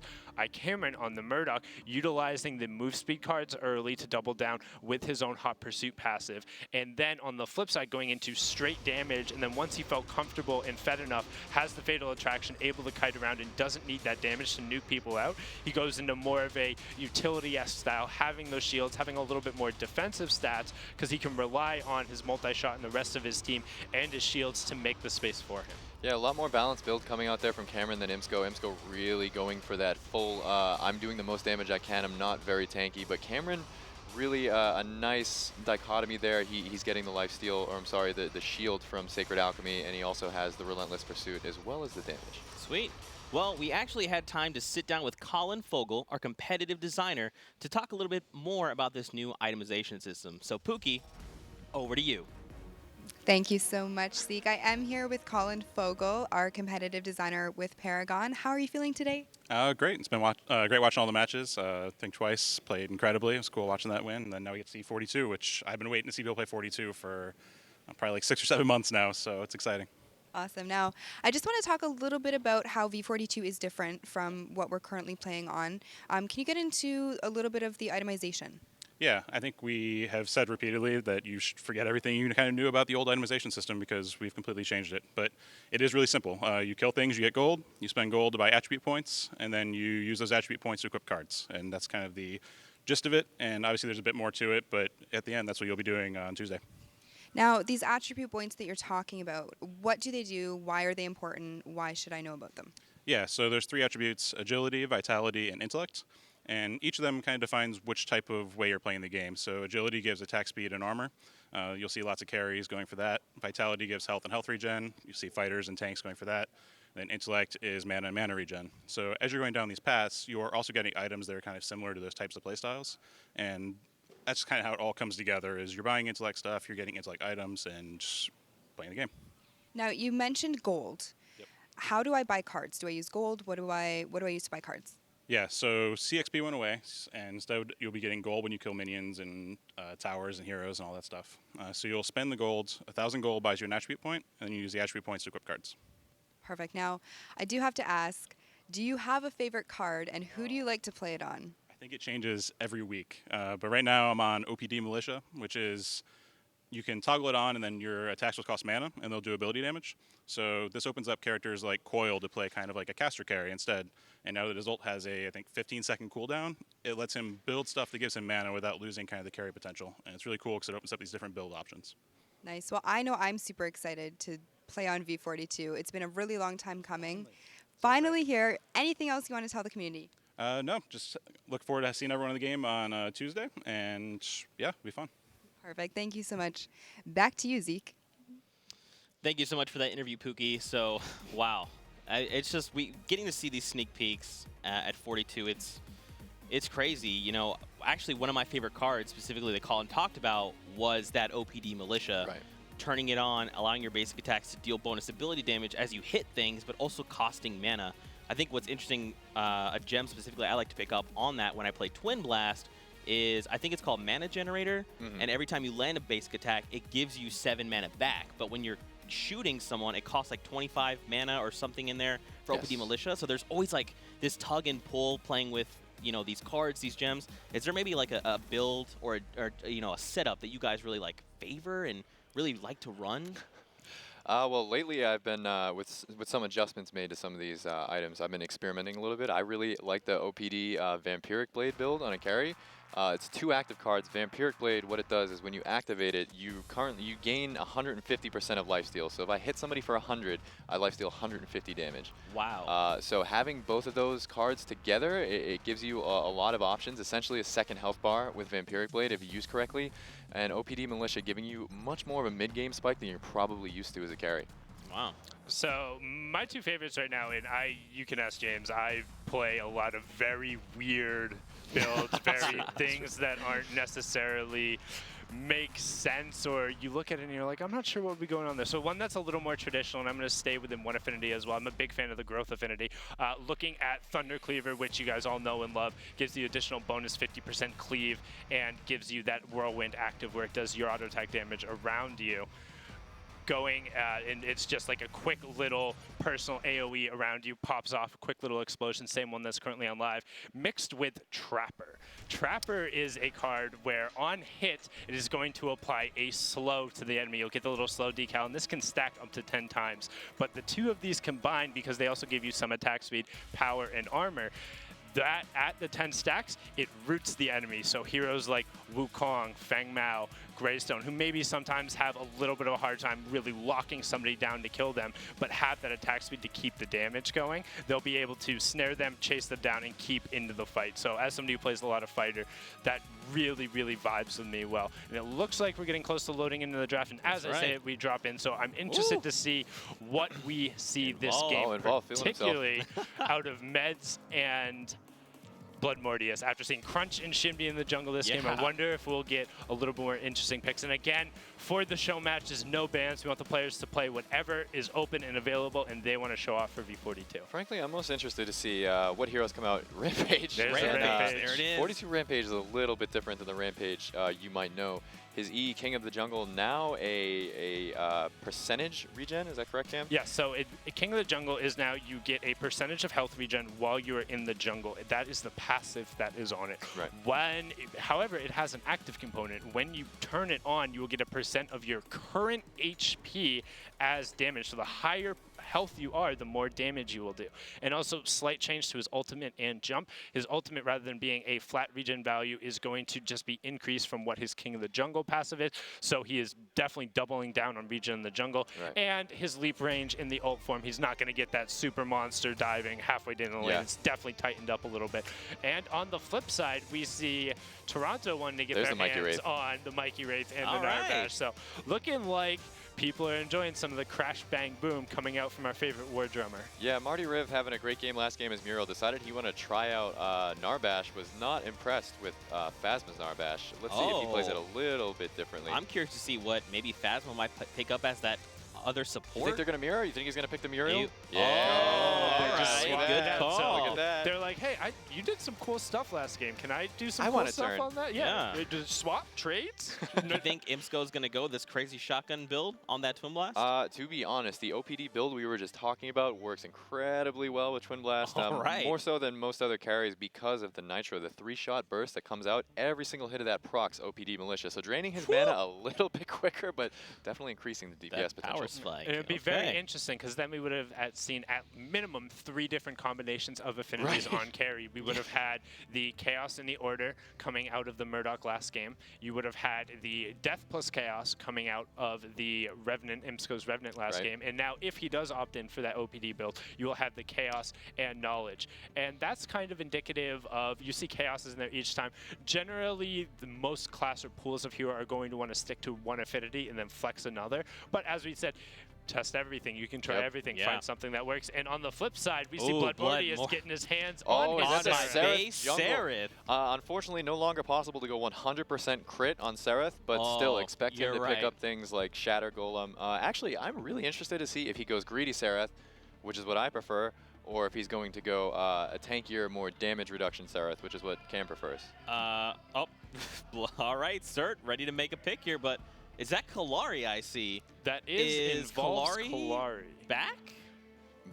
Did she ever go anywhere? You're right. I'm silly. Of course. Well, with the vision changes, she definitely is going to deal better without wards being scattered over the entirety of both sides of the jungle. So it's going to be very interesting to see how he is able to utilize that. And after, let's see what Cert's last pick is going to be. That Countess twice before. We'll see what he decides to do, how he decides to build her. I'm probably edging towards going to see a Knowledge Death out of him, considering his previous playstyle going more for a pseudo tank, but having the option to do a lot of damage. And with the utility, that's more so where you're going to find those cards. And you see as well Arsenic getting his chance for our Fiery New Dawn Iggy. So more things on fire. Let's do it. Yeah, interested to see if he brings that mid. And as far as the Countess is concerned, all mages much more punchy in their damage, especially in the early game. None more so than the Countess. That's right. Here we go. Game 2. Oh, here we go again. With the says, you got some moves, we'll show you our moves. Hey, there it is. Look at that. Oh, man. Look at all these glorious rival skins. Oh, the rival skins are so pretty, and I was talking with Matt Shambari about it, and he had never gotten to see them. Finally, like, see them all in their entirety, and he was like, "Wow, these are really cool." And it's just cool how they put on a different color that's slightly out of there from the original identity. A lot of those other challenger skins are just kind of like staying towards that identity, maybe shifting the colors, but these are a really different look, and it surprised me how much the colors really make a difference, but I'm a big fan. So interesting here, Team Oxygen opting to go for that duo mid style that got them here in the first place. Let's see how this plays out for them. Unfortunately, what this means is that Arsenic is laning against B-certified Countess. That is Iggy versus Countess, not a matchup that Countess does well in. Keep our eye on that as the game progresses. But Imsco being a little bit antsy here, deciding he's going to go into the Toronto jungle, see if he can find Blood Mortius. Doesn't see anything. Backs up right back to the mid. Now Mikey picking this Wraith, something we touched about earlier for the main tournament was Wraith deals very well with his duo lane. Expected him to pick it pretty consistently because of this specifically. And Wraith much more of a kill threat in this version of the game. Now you see them using that dual mid option to walk in and check the jungle with a little bit of a slower base clear. They aren't quite onto the green buff yet. Right when it spawns at 130 coming out of the south, but Muriel being in there makes it very hard for Blood Mortius to just freely take his green. It's not overly threatening, but he does have to be worried about a steal coming out. And this is really strong posturing coming out from Oxygen. Going to make it really difficult for Blood Mortius to get his green. And also that matchup he certified versus Iggy, looking like he's forced back already. That's going to be very difficult. So just right off the bat, really a lot of pressure being put on Toronto by Oxygen. Yep, and on all sides of the map as well. Oh, that was that. That's what he says. You don't get your green buff? I'm going to dab real quick. I'm going to dab on him. Obviously feeling himself, and again continues to be a little bit of a slow pace, farm. I wonder if aggression is going to come out. If Blood Mortius does attempt to go for the screen, I'd expect a collapse from a majority of the heroes from both teams, but thus far still a little bit of a lull. Well, with no early vision being picked up, it's going to be very difficult for them to know 100% when he's on it unless they're constantly checking in there. But what that's going to do is put the Muriel at a hero XP advantage, which she desperately needs to make sure she has her ultimate online so she can fly across the map, save her teammates, and to make sure that her consecrated ground shields and boots are going to be more effective. She does need those hero levels, so she can't spend too much time going away, and you see how the duo lane is able to slide out for Toronto Esports to make sure that Blood's able to secure that green. Yep, just kind of collapsing to help the jungler. Very important in all versions of Paragon, but most especially in 42. Teamwork, pressure on the map. These are the things that really lead to victory, more so than anything else. Oh, 100%. And you see the river buff control coming out right away. Team Oxygen able to secure both of those. We'll see if Meds is able to really get out onto the map with that Rampage. He has absurdly efficient clear because he is king of the jungle. Correct. The new passive playing out for him very well. And using the rock right there to help accelerate his farm. Rock or Boulder Toss, a very expensive spell for the limited mana pool that Rampage possesses. But hold on here, Mikey looking like he's going to have a go at one of the duo members of Team Oxygen. Blood Mortius coming in as well. The Muriel Shield mitigating most of the damage from both of those spells. Imsco able to walk away, but man, he probably saw his life flash before his eyes. That is a scary angel. The Narbash Thunk missing there probably cost them the kill. Might have been the damage enough to secure it, especially with how hard that is going to hit early on. Insert barely escaping with his life, utilizing that Font of Experience. Now, Font of Experience is a card that passively is going to give you experience just for having the card. It's a flat gold cost, but as I say that, you see Involved trying to poke a little bit with Meds over on the side, uses the rock, but just going to disengage. The creep damage a little bit too much for Involved, and they didn't want to eat that. Yeah, Oxygen looked like they were trying to set something up over here, but really not a lot of resources on Involved as far as health and mana goes.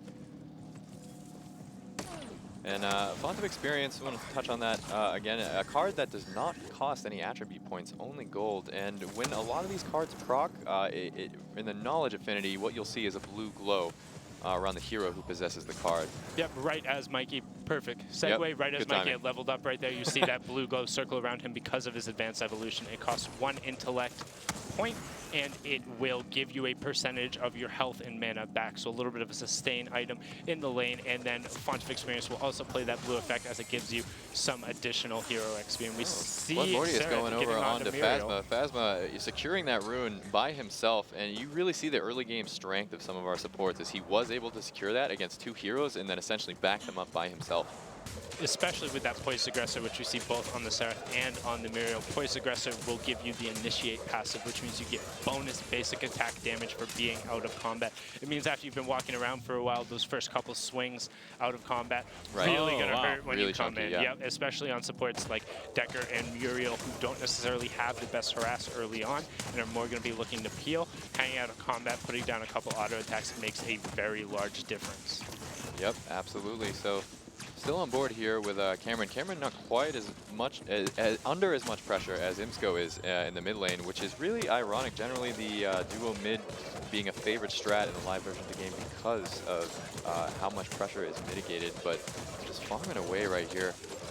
Yeah, very much able to farm away, and a lot of that has to do with the Wraith. Mike is not too concerned about it. He doesn't mind hanging out under turret, using the knock-knock to last hit away.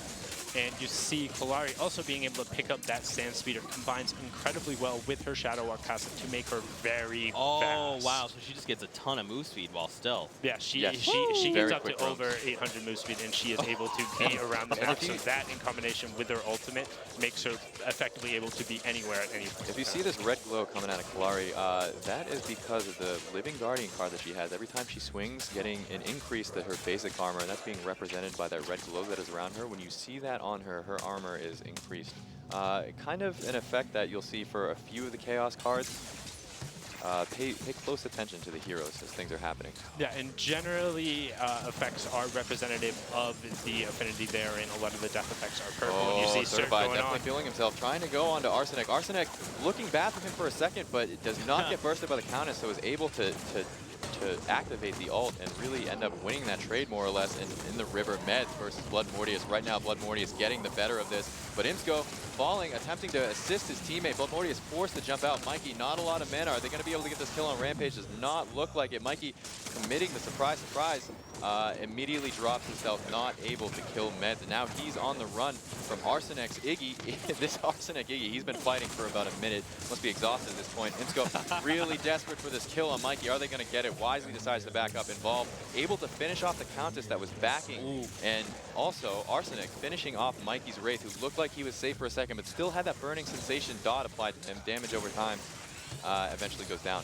Man, I love, even just looking at Iggy, right? Certified just played Iggy, and he ran him as Order and Growth. Arsenic, completely different. Death, Knowledge, completely different playstyle, and that's what this new itemization system lets you do. It lets you say, I want to play this character, but I want to play them like this. Much more expressive. And now we're seeing that.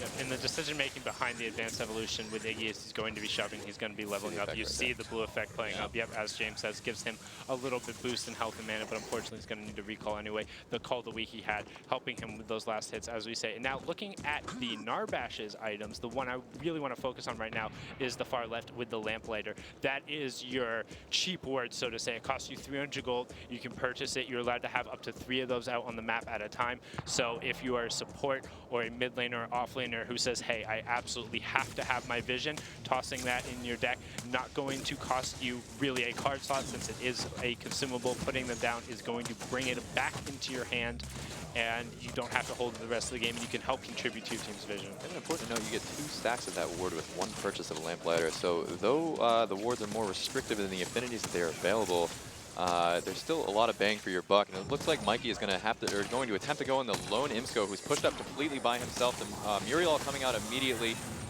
Back it up, not able to secure this kill, and Meds looking to turn this around. Going on to Mikey himself, the Rampage all committed. Countess rotating, Be Certified dropping the ult on Meds' Rampage. Everybody just walking away with bloody noses, but ultimately no injuries. Now, and you notice the second he drops down from lane into the jungle, but we see was this all a onto ruse to make room for Involve on iCameron? iCameron able to back up to the safety of his turret before Involve is able to finish that kill, but man, this is dangerous territory for iCameron. His ult is about to wear off on the Sparrow. And he's still in the lane. Is he not scared of Involve? Let's see if Involve goes for this Greed player, if he's going to wisely back up. Looks like he is. Tower going down. Arsenic in the far lane, just walking all the way up that Dusk safe lane. About to start pressuring the tier 2, and look for rotates coming over to him. And if there's a rotate over there, expect there to be more room on the map for things like this. Involve going on the lone Sparrow, but she's not alone. She has Marty Rib with her. Marty, Rivia hanging out, making sure he can go in, and Sparrow actually also had a ward up the lane. Marty using that Lamplighter to keep her safe, and additionally, Involve probably would have had the damage to burst her out there. But Sparrow, well, additionally creeps, and Sparrow had also picked up the lifesteal gem, meaning she had specced into that right after that trade happened. You saw how her health jumped out without her having any lifesteal built on the card. The tier 3 agility gem will proc that lifesteal. And now you see Sparrow going for an early Malinx tribute. So we have Death Order now coming out on our Sparrow carry. So very much valuing the overshield coming out and utilizing that lifesteal gem, which will add into it. So her health regen, the health regen coming out from the Narbash and her lifesteal are going to be contributing to that healing shield. I'm a huge fan of this white affinity, and he's going to flex right now, jumping into the mid. This is the Sparrow gank, ladies and gentlemen, going on Phasma's Muriel. Muriel pushed up with 0. Whoa! Man, that looked like a knock-knock came out, because she had about 25% HP and was dead instantly. Yeah, that's the Ghost 50, I'm sorry, the Wraith 50 cal. Yeah, that's going to be very dead. But Mikey, with a 3-level advantage, is going to be hitting that max knock-knock, I think almost very shortly, if he doesn't already have it. So the big level advantage is going to allow for a lot of damage, and additionally hitting that power spike with the end pips, and at this timing, just 11 minutes in, Wraith's gonna hurt. Yes, sir. That is a big power spike for a majority of our mage mid laners. That level 8 allowing them to max a skill. And right now, back on board with Involve, and look what he's got, Cam. He's got that Swamp Stalker. that Swamp Stalker, and as we talked about the death effects being indicative, you see that purple effect around him. That means anytime he is isolated or by himself, he's going to have additional basic attack damage, and it is not a small amount. So that combined with the power and the attack speed on the card means he's going to be very threatening to this Sparrow. Yep, so if he's doing things by himself, which Kalari is wont to do, he is doing significantly more damage. But we're going to get back to that because in the offlane, there's a big skirmish going down. Blood Morty is trying to flank this fight, instantly taking out Arsenic's Iggy, but not before the Iggy ult is committed. A little bit of damage brought down to all of Toronto. Clario coming in from involved, trying to clean up Mikey. Auto shield might save him, but the stealth is going to get him back. That's clean. And That's that is clean. Clean up on Isle off lane. Toronto Esports on the ground, dead bodies everywhere, please.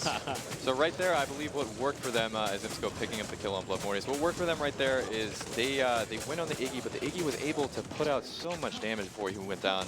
That ult making his turrets pierce and tick much quicker, and also applying the burning sensation to everybody. So even while he's dead, you're still getting a little bit of that dot damage.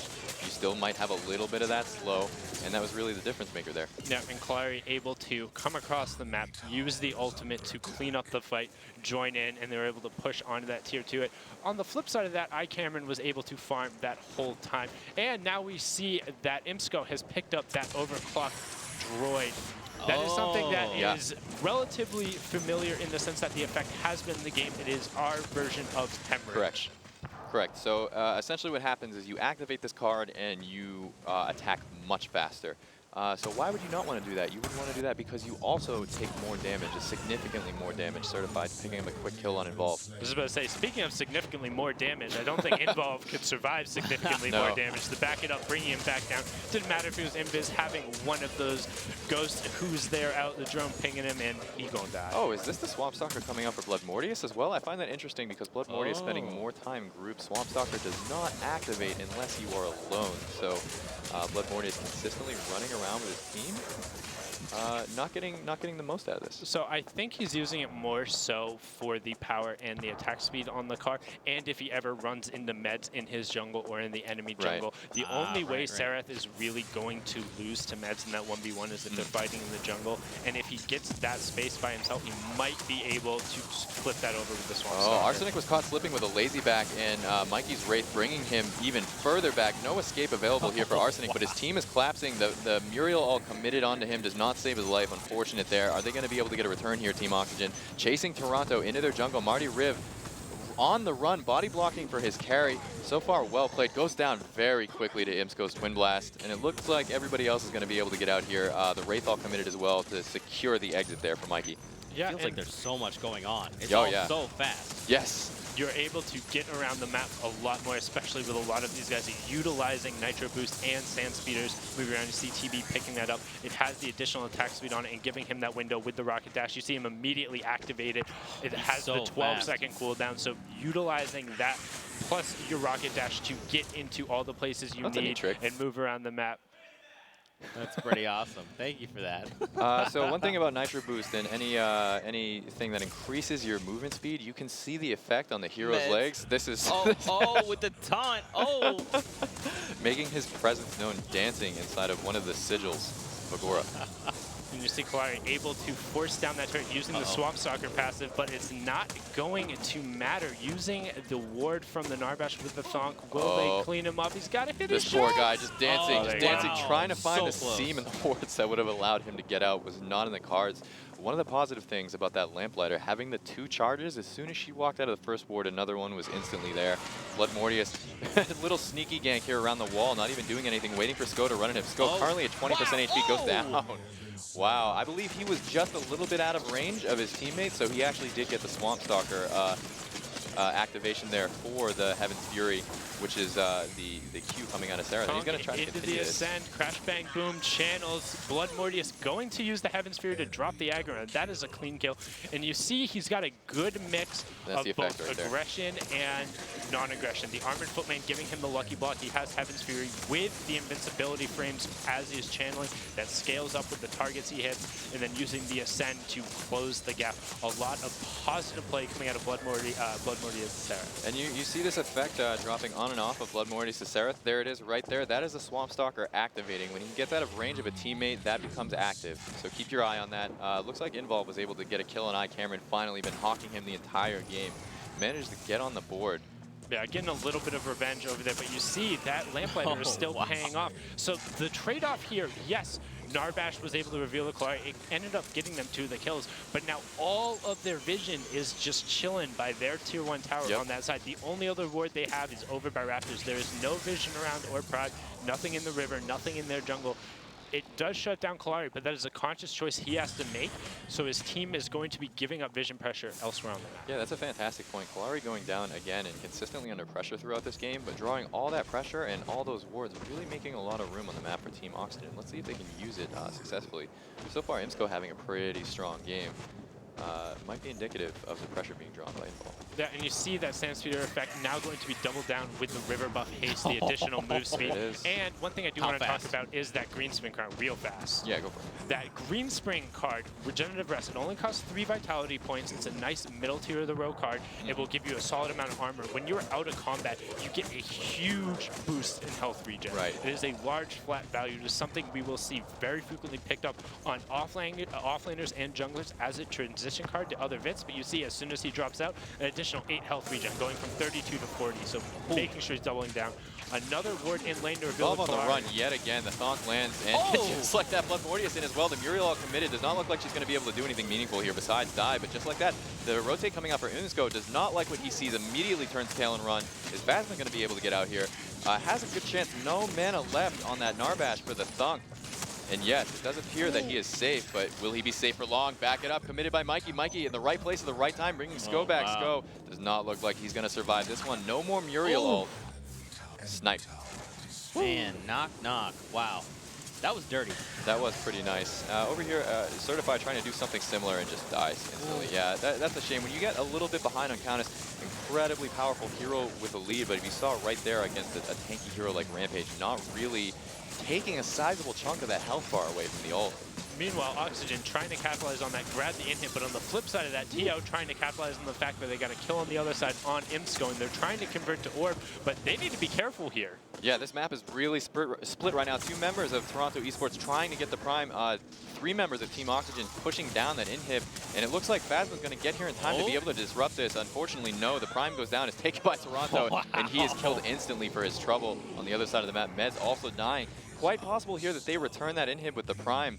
Let's see. I want to see this. Got to go fast. Gotta go fast. Sneak it up on Cameron. Cameron thinks he's safe in a minion wave. Has Prime. What does he have to be afraid of, right? Involve behind him. Managed to take away half of Sparrow's health before she even realizes she's under fire. That was so close. That was so close. Prime, the difference right there. The Prime buff, no longer need a card for it. Just gives you the benefit that you got in the previous version of the game simply by killing the minion. And that's what allowed Cameron to win that fight. Surviving with no HP really put him over the edge.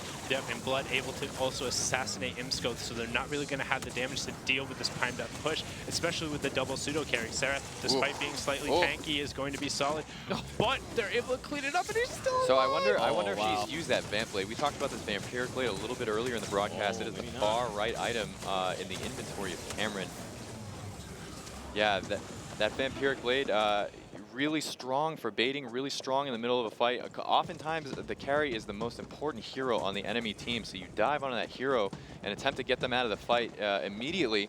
But Vampiric Blade, as soon as that is turned on, that becomes a lot more difficult. Right. Yeah, especially with the lifesteal gem. She already has the innate lifesteal on the Vampiric gem. She's going to be getting up to close to 200% lifesteal from that. Yep.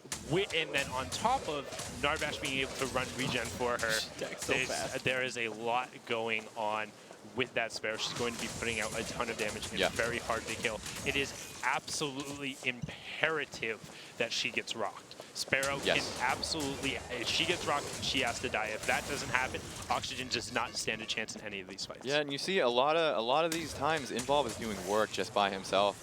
If she did not have the Prime buff there, probably goes down. If he gets just a little bit of assistance, look for her to start dropping consistently. What I'd really like to see out of Oxygen is them being able to use this Muriel ult in an offensive type of fight. And as we see it, there's Speaking of offensive type of fight, we got the run back going on. Involved versus Cameron Sparrow. Involved with the double jump. Looks like he's going to try to disengage here. Actually uses the ult to escape. Goes on to Marty's Narbash. But that's not safe either. Taken out by the knock-knock of Mikey. And there you saw, as Kalari was beginning to win the engage, Sparrow pops her Vampiric Blade, Yep. boom, health shoots straight back up, forced to disengage, tries to clean up the Narbash, which it might have just been a snap decision. She was low, but that was it. Imsco deciding that Overclock Droid was not working for him, opts to go a different direction. It picks up the Pressure Hunter. Pressure Hunter, a Chaos Affinity card that gives you increased damage based on how many more Vit attribute points the enemy you're shooting has compared to yours. So a tank shredder. Yes. Very much a tank buster and something he is going to need with the amount of Vit that's going. But here's the fight. Oh, Oxygen. It looked like they were going to try to get out after taking that tier 2. Toronto not letting them, much to their downfall, as they fall almost immediately. 2 members of Oxygen going down very quickly. This game is starting to get blown wide open in favor of Oxygen. And Be Certified trying to jump in the back line and get a kill. He knew he was going to die, wanted to take Imsco with him, ultimately unsuccessful. 3 for nothing in favor of Oxygen. Yes, and with Imsco being so low, don't know how much more they're going to be able to get, but Meds is very healthy, making that King of the Jungle, going to be able to rip through that inhibitor. Oh, Cameron feeling himself, walking forward, gonna try to take out Meds. Meds had barely enough mana to cast that rock. A rock and King of the Jungle cast going out, that means he's doing significant damage and managed to CC that Sparrow. Sparrow is going to have to use her Vamp Blade here if she wants to defend this inhib successfully. She doesn't have mana for it. She doesn't have does mana not have for mana it. to activate, yeah. To clear it. That is a really important point. Does manage to take out Arsenic, but it looks like this inhib is still going down. A really important point. A lot of these cards with activatable abilities, they do cost mana. And not an insignificant amount for some of these heroes. 25, 15 mana involved with the really greedy ult onto onto Cameron. Wait, but he's coming back! Woo! Doesn't look like they're going to be able to clean him up. They do. Man. Oh, man. This is a really That's worth. A really natural counter to Kalari is the Wraith back it up. Can send her back immediately after she ults.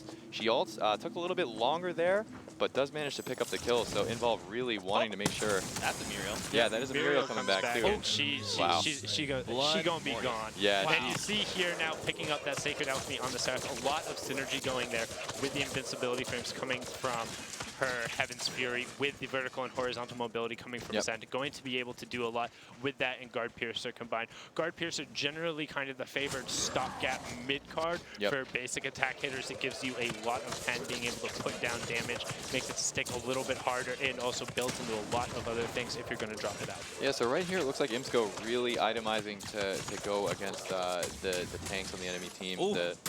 Beyblade. The Sereth, who does end up with look at her spin. Sereth ending up with a lot of armor, does have fighter armor scaling higher than tank armor scaling, actually. So that Guard Piercer and that Pressure Hunter really coming out and making a difference. She has purchased the Wound Seeker, and what the Wound Seeker does is when critical HP threshold is met by a hero, so if somebody is below 25% and they are hit by somebody who is holding Wound Seeker, currently in Blood Mortius' inventory on the far left, they have Blight applied. And what Blight does is it cuts healing, so it really makes it much easier to finish off these heroes who are hard to kill, who have a lot of sustain, the Rampages of the world, the Chimeras of the world. The Vampiric Blade The wielders. Vampiric Blade wielders of the world, yes. Additionally, on top of applying the Blight to the critically wounded target, it will also apply Hunter's Pierce to the critically wounded target, which will ignore all of their armor. Yes. So if you and if you have any additional armor on top, or armor shred on top of that, or armor pierce on top of that, you'll actually scale into doing negative armor. Correct. So you can go past 0 with armor now. So any of those targets who are in that critically wounded threshold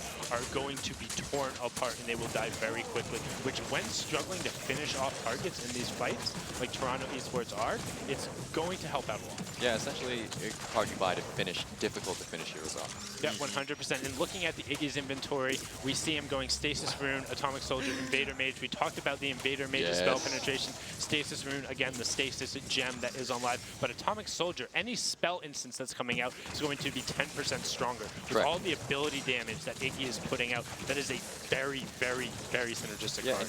To speak to that a little bit, really quickly, I love how last game, Be Certified had built white-green and was attempting to basically live as long as possible, just fight forever, and Arsenic built Knowledge Death, insanely squishy, but when he hits Blaze, things die. And with that Stasis Gem, he can live a little longer. Yeah, this here is what I like to call Greed Iggy. Greed Iggy. Greed Iggy hurts, my friends. Griggy. And he dies.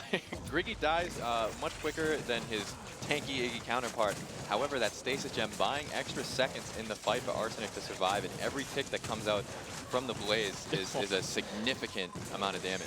Yeah, generally here, what we would see if the game goes on any further and he is able to get the attribute points for it, you'd see Invader Mage probably swapped out for like an off-tank Vitality-esque item, maybe something like a Black Ice routine or play Lord Malink, one of which is the old Shockwave from the system, another is an AoE slow aura, something to kind of pair down with his Blaze a little bit and allow the Stasis Rune to be his core survivability, but not 100% reliant on it. Yep, that's the more of that balance we were talking about earlier. Really important to strike that balance to find the most success that you can.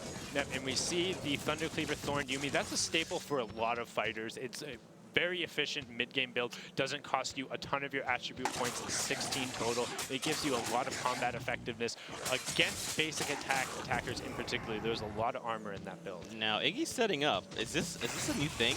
Oh, absolutely. Yeah, he is going to eat this Orb Prime. This is going to do a lot of damage. Oh, wait. But he's hiding behind the wall. Though, yeah, so it's smart. not actually going to aggro until they start auto-attacking. Iggy needs to put it down over. But look, they're faking it. They're firing just to the right of Orb Prime. They're making them think they're on this. Unfortunately, the Wraith Globe comes in, so Toronto is privy to this. But if they do run in, they're going to have to deal with all of those turrets and Orb Prime. So I don't think that it's even feasible for them to check in. It looks like the fight's breaking out. And Meds walking into the enemy jungle immediately gets backed it up. That was a defensive back it up. Mikey was saying, I need you to get away from me, not I need you to come back to me so that we can kill you. And it looks like, oh man, Blood Mortius, well, his eyes were way bigger than his stomach in that fight. The ult committed there from War Drum as well. Does not make a difference. Blood Mortius going down almost immediately. Certified also dying. It looks like Oxygen really routing Toronto here, chasing them down in their jungle. If this fight continues to go the way it is, expect this game to end. Mikey manages to take out Involve before he himself is taken out. He might be the lone survivor for Toronto as Marty Rib himself cleaned up. We see a massive wave stacking up in the left side. They're going to try and run this down through it. Muriel again ulting to her death, coming in. Narbash with a massive crash bang boom. Blue Rampage trying to smash this in, popping the ultimate, going on to Beaser. Will Countess have anything for it? He can't open with the rock. Oh my lord, that damage coming out of Twin Blast and Rampage, incredible. It looks like this is going to be the end of our game. Imsco and Meds, and now joined by Phasma, all ganging up on the core. Wow, what a fantastic beginning to 42. Those were some absolutely amazing games. A lot of really solid synergy involved. Saying he's got it. That's me, baby. That's me. That's me. He has just been so full of energy. Glad to see he's enjoying 42, enjoying repping Team Oxygen. Oh wow. I think this new itemization system, and honestly, these high-level players playing this is the perfect example of how 42 is a completely new game. Everything is different. We saw 2 different Iggy builds, different carry builds across things. Talk to me a little bit about, I want to highlight that Iggy specifically again, just those the variety in build and affinities. Yeah, so once again, the very first game, be certified playing a more tanky Outlast Iggy, more War of Attrition. I'm going to stay alive, I'm going to rely on the base damage of my turrets and the burning sensation to pump out that damage, and I'm just going to outlast you. Arsenic, the complete counterpoint to that, building damage, building to do more damage with his turrets, with the burning sensation, with his auto attacks, and really relying on the one defensive item he had, which was the Stasis Gem, to keep him alive long enough to do the damage he needed to swing a fight.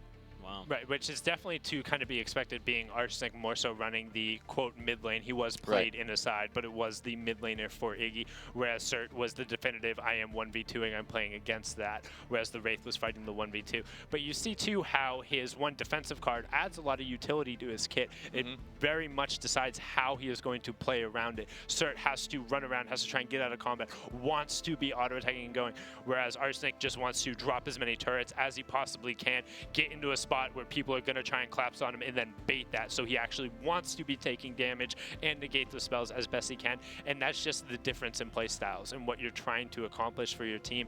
And I think it's really exciting how both performed very well. Certs was able to, despite dying a lot, he picked up a lot of farm. He pushed under the enemy carry, denying him the ability to CS comfortably and to control the map for his team. Arsenic, on the flip side, was just killing people, setting them on fire. He was being that arsonist that we would love to see and lighting everything on fire. Let's highlight one card in particular, Swamp Stalker. We have a replay lined up to check this bad boy out. Talk to me about it. All right, so what's going on right here? Involved with the Swamp Stalker active, you see the telltale purple glow. He's going to try to go on Eye Cameron and instantly eats him. That basic damage coming out of the crit out of stealth from Kalari. So not just a boost in her normal auto attacks, but a significant boost in her critical strike out of stealth as well. Yeah, and it makes a large difference. The damage coming out, because it's coming from the empowered Q out of stealth, she's able to get right on top of him with that shadow walk. And the biggest thing is that's the power spike. That was right after he had bought the item and he's able to get out. The Sparrow's still under leveled at 2/3 HP. In a normal setting, like, yeah, that would be comfortable. I don't have to worry. The Narbash is there. All of a sudden, because Kalari is able to know, like, hey, I have the Sand Speeder, I'm going to be able to close this gap. I just picked up my Swamp Stalker. I can get on top of this person. I can kill him. That's the real kind of glory in 42 for me. Your ability to know this is where I'm going to be strong. This is where I can press my advantage. Here is the person I'm able to press my advantage against, and then going for it. I'm sorry, and stats are very important in 42, similar to old Paragon, but the live version of the game is currently, if you like power, you build power. You can dial up power however much you want. Much more controlled, the stats in 42. You can't just say, I want more power, I'm going to slot more power into this. You really have to play around the effects and the stats on the cards to find the build that you're looking for. Unless you want a power tap, then you can just power tap all power day. tap. So power tap is a consumable in the knowledge tree where you buy it, you use it, you get a bunch of power. Yes, there and you then go. it goes away. Awesome. Well, guys, anything else you want to say before we wrap up? This whole weekend has been incredible. Thank you everybody who has supported the tournament, who has continued to support Paragon. This has been incredible. It's incredible. This is happening. To be involved it's a dream. To be involved. To be. I want to be involved. I mean, it would be a dream to be involved as well. But what are you gonna do? You know? I definitely want to say thank you, Paragon community as a whole. Whether you're watching this on rebroadcast, you're watching it live right now. Whether you've been with us since OT1 and 2 back on Legacy, you joined in Monolith, or you're just trying to get in the game now. Thank you so much. We couldn't do what we do without you guys. We wouldn't be here if it wasn't for your love for this game and your love for watching it and enjoying it. So keep being the awesome gamers that you are. Keep hitting us up. Keep letting us know what you think. Thank you so much. Well, guys, thank you so much for joining me at the desk. Thank you all, ladies and gentlemen, for watching and tuning into the Paragon Exhibition event. Before we wrap up the day, we're going to send it over to KL to say goodbye. Thank you so much, Zeke, and I hope everyone really enjoyed the V42 show match. There are big changes on the horizon. As many of you can see, we have a brand new itemization system that is going to be in place. Totally changes the dynamic of the game, and we're doing this all for you. You guys are very much so in the thick of it. You're in the kitchen with the dev team, building a brand new experience, making a brand new meal, and you guys are watching us put the ingredients in one at a time. It's all about progression, and we're trying to progress this game as quickly and as efficiently and the best that we very best can. So for all of you watching, thank you so much. There is more in store for the competitive players of the world and viewers for Paragon. A prized tournament series is just on the horizon. I can't wait until we announce it. For many of you out there watching and competing, saying, hey, we can beat Oxygen. Hey, we can beat Toronto or Reborn. You're going to have your chance here very soon. So for those of you talking smack, and I saw some of you talking smack, you're going to have your chance to prove that you are the best at Paragon. So we want to be as inclusive as we possibly can, so be on the lookout for that. Competition is in Epic's DNA, and we want to make sure that we include as many of you as we possibly can. My name is KL Smith, and from everyone at the Epic Games team, we want to thank you so much from the bottom of our hearts. Thank you so much for tuning in. It has been an awesome event, and we will see you guys next time.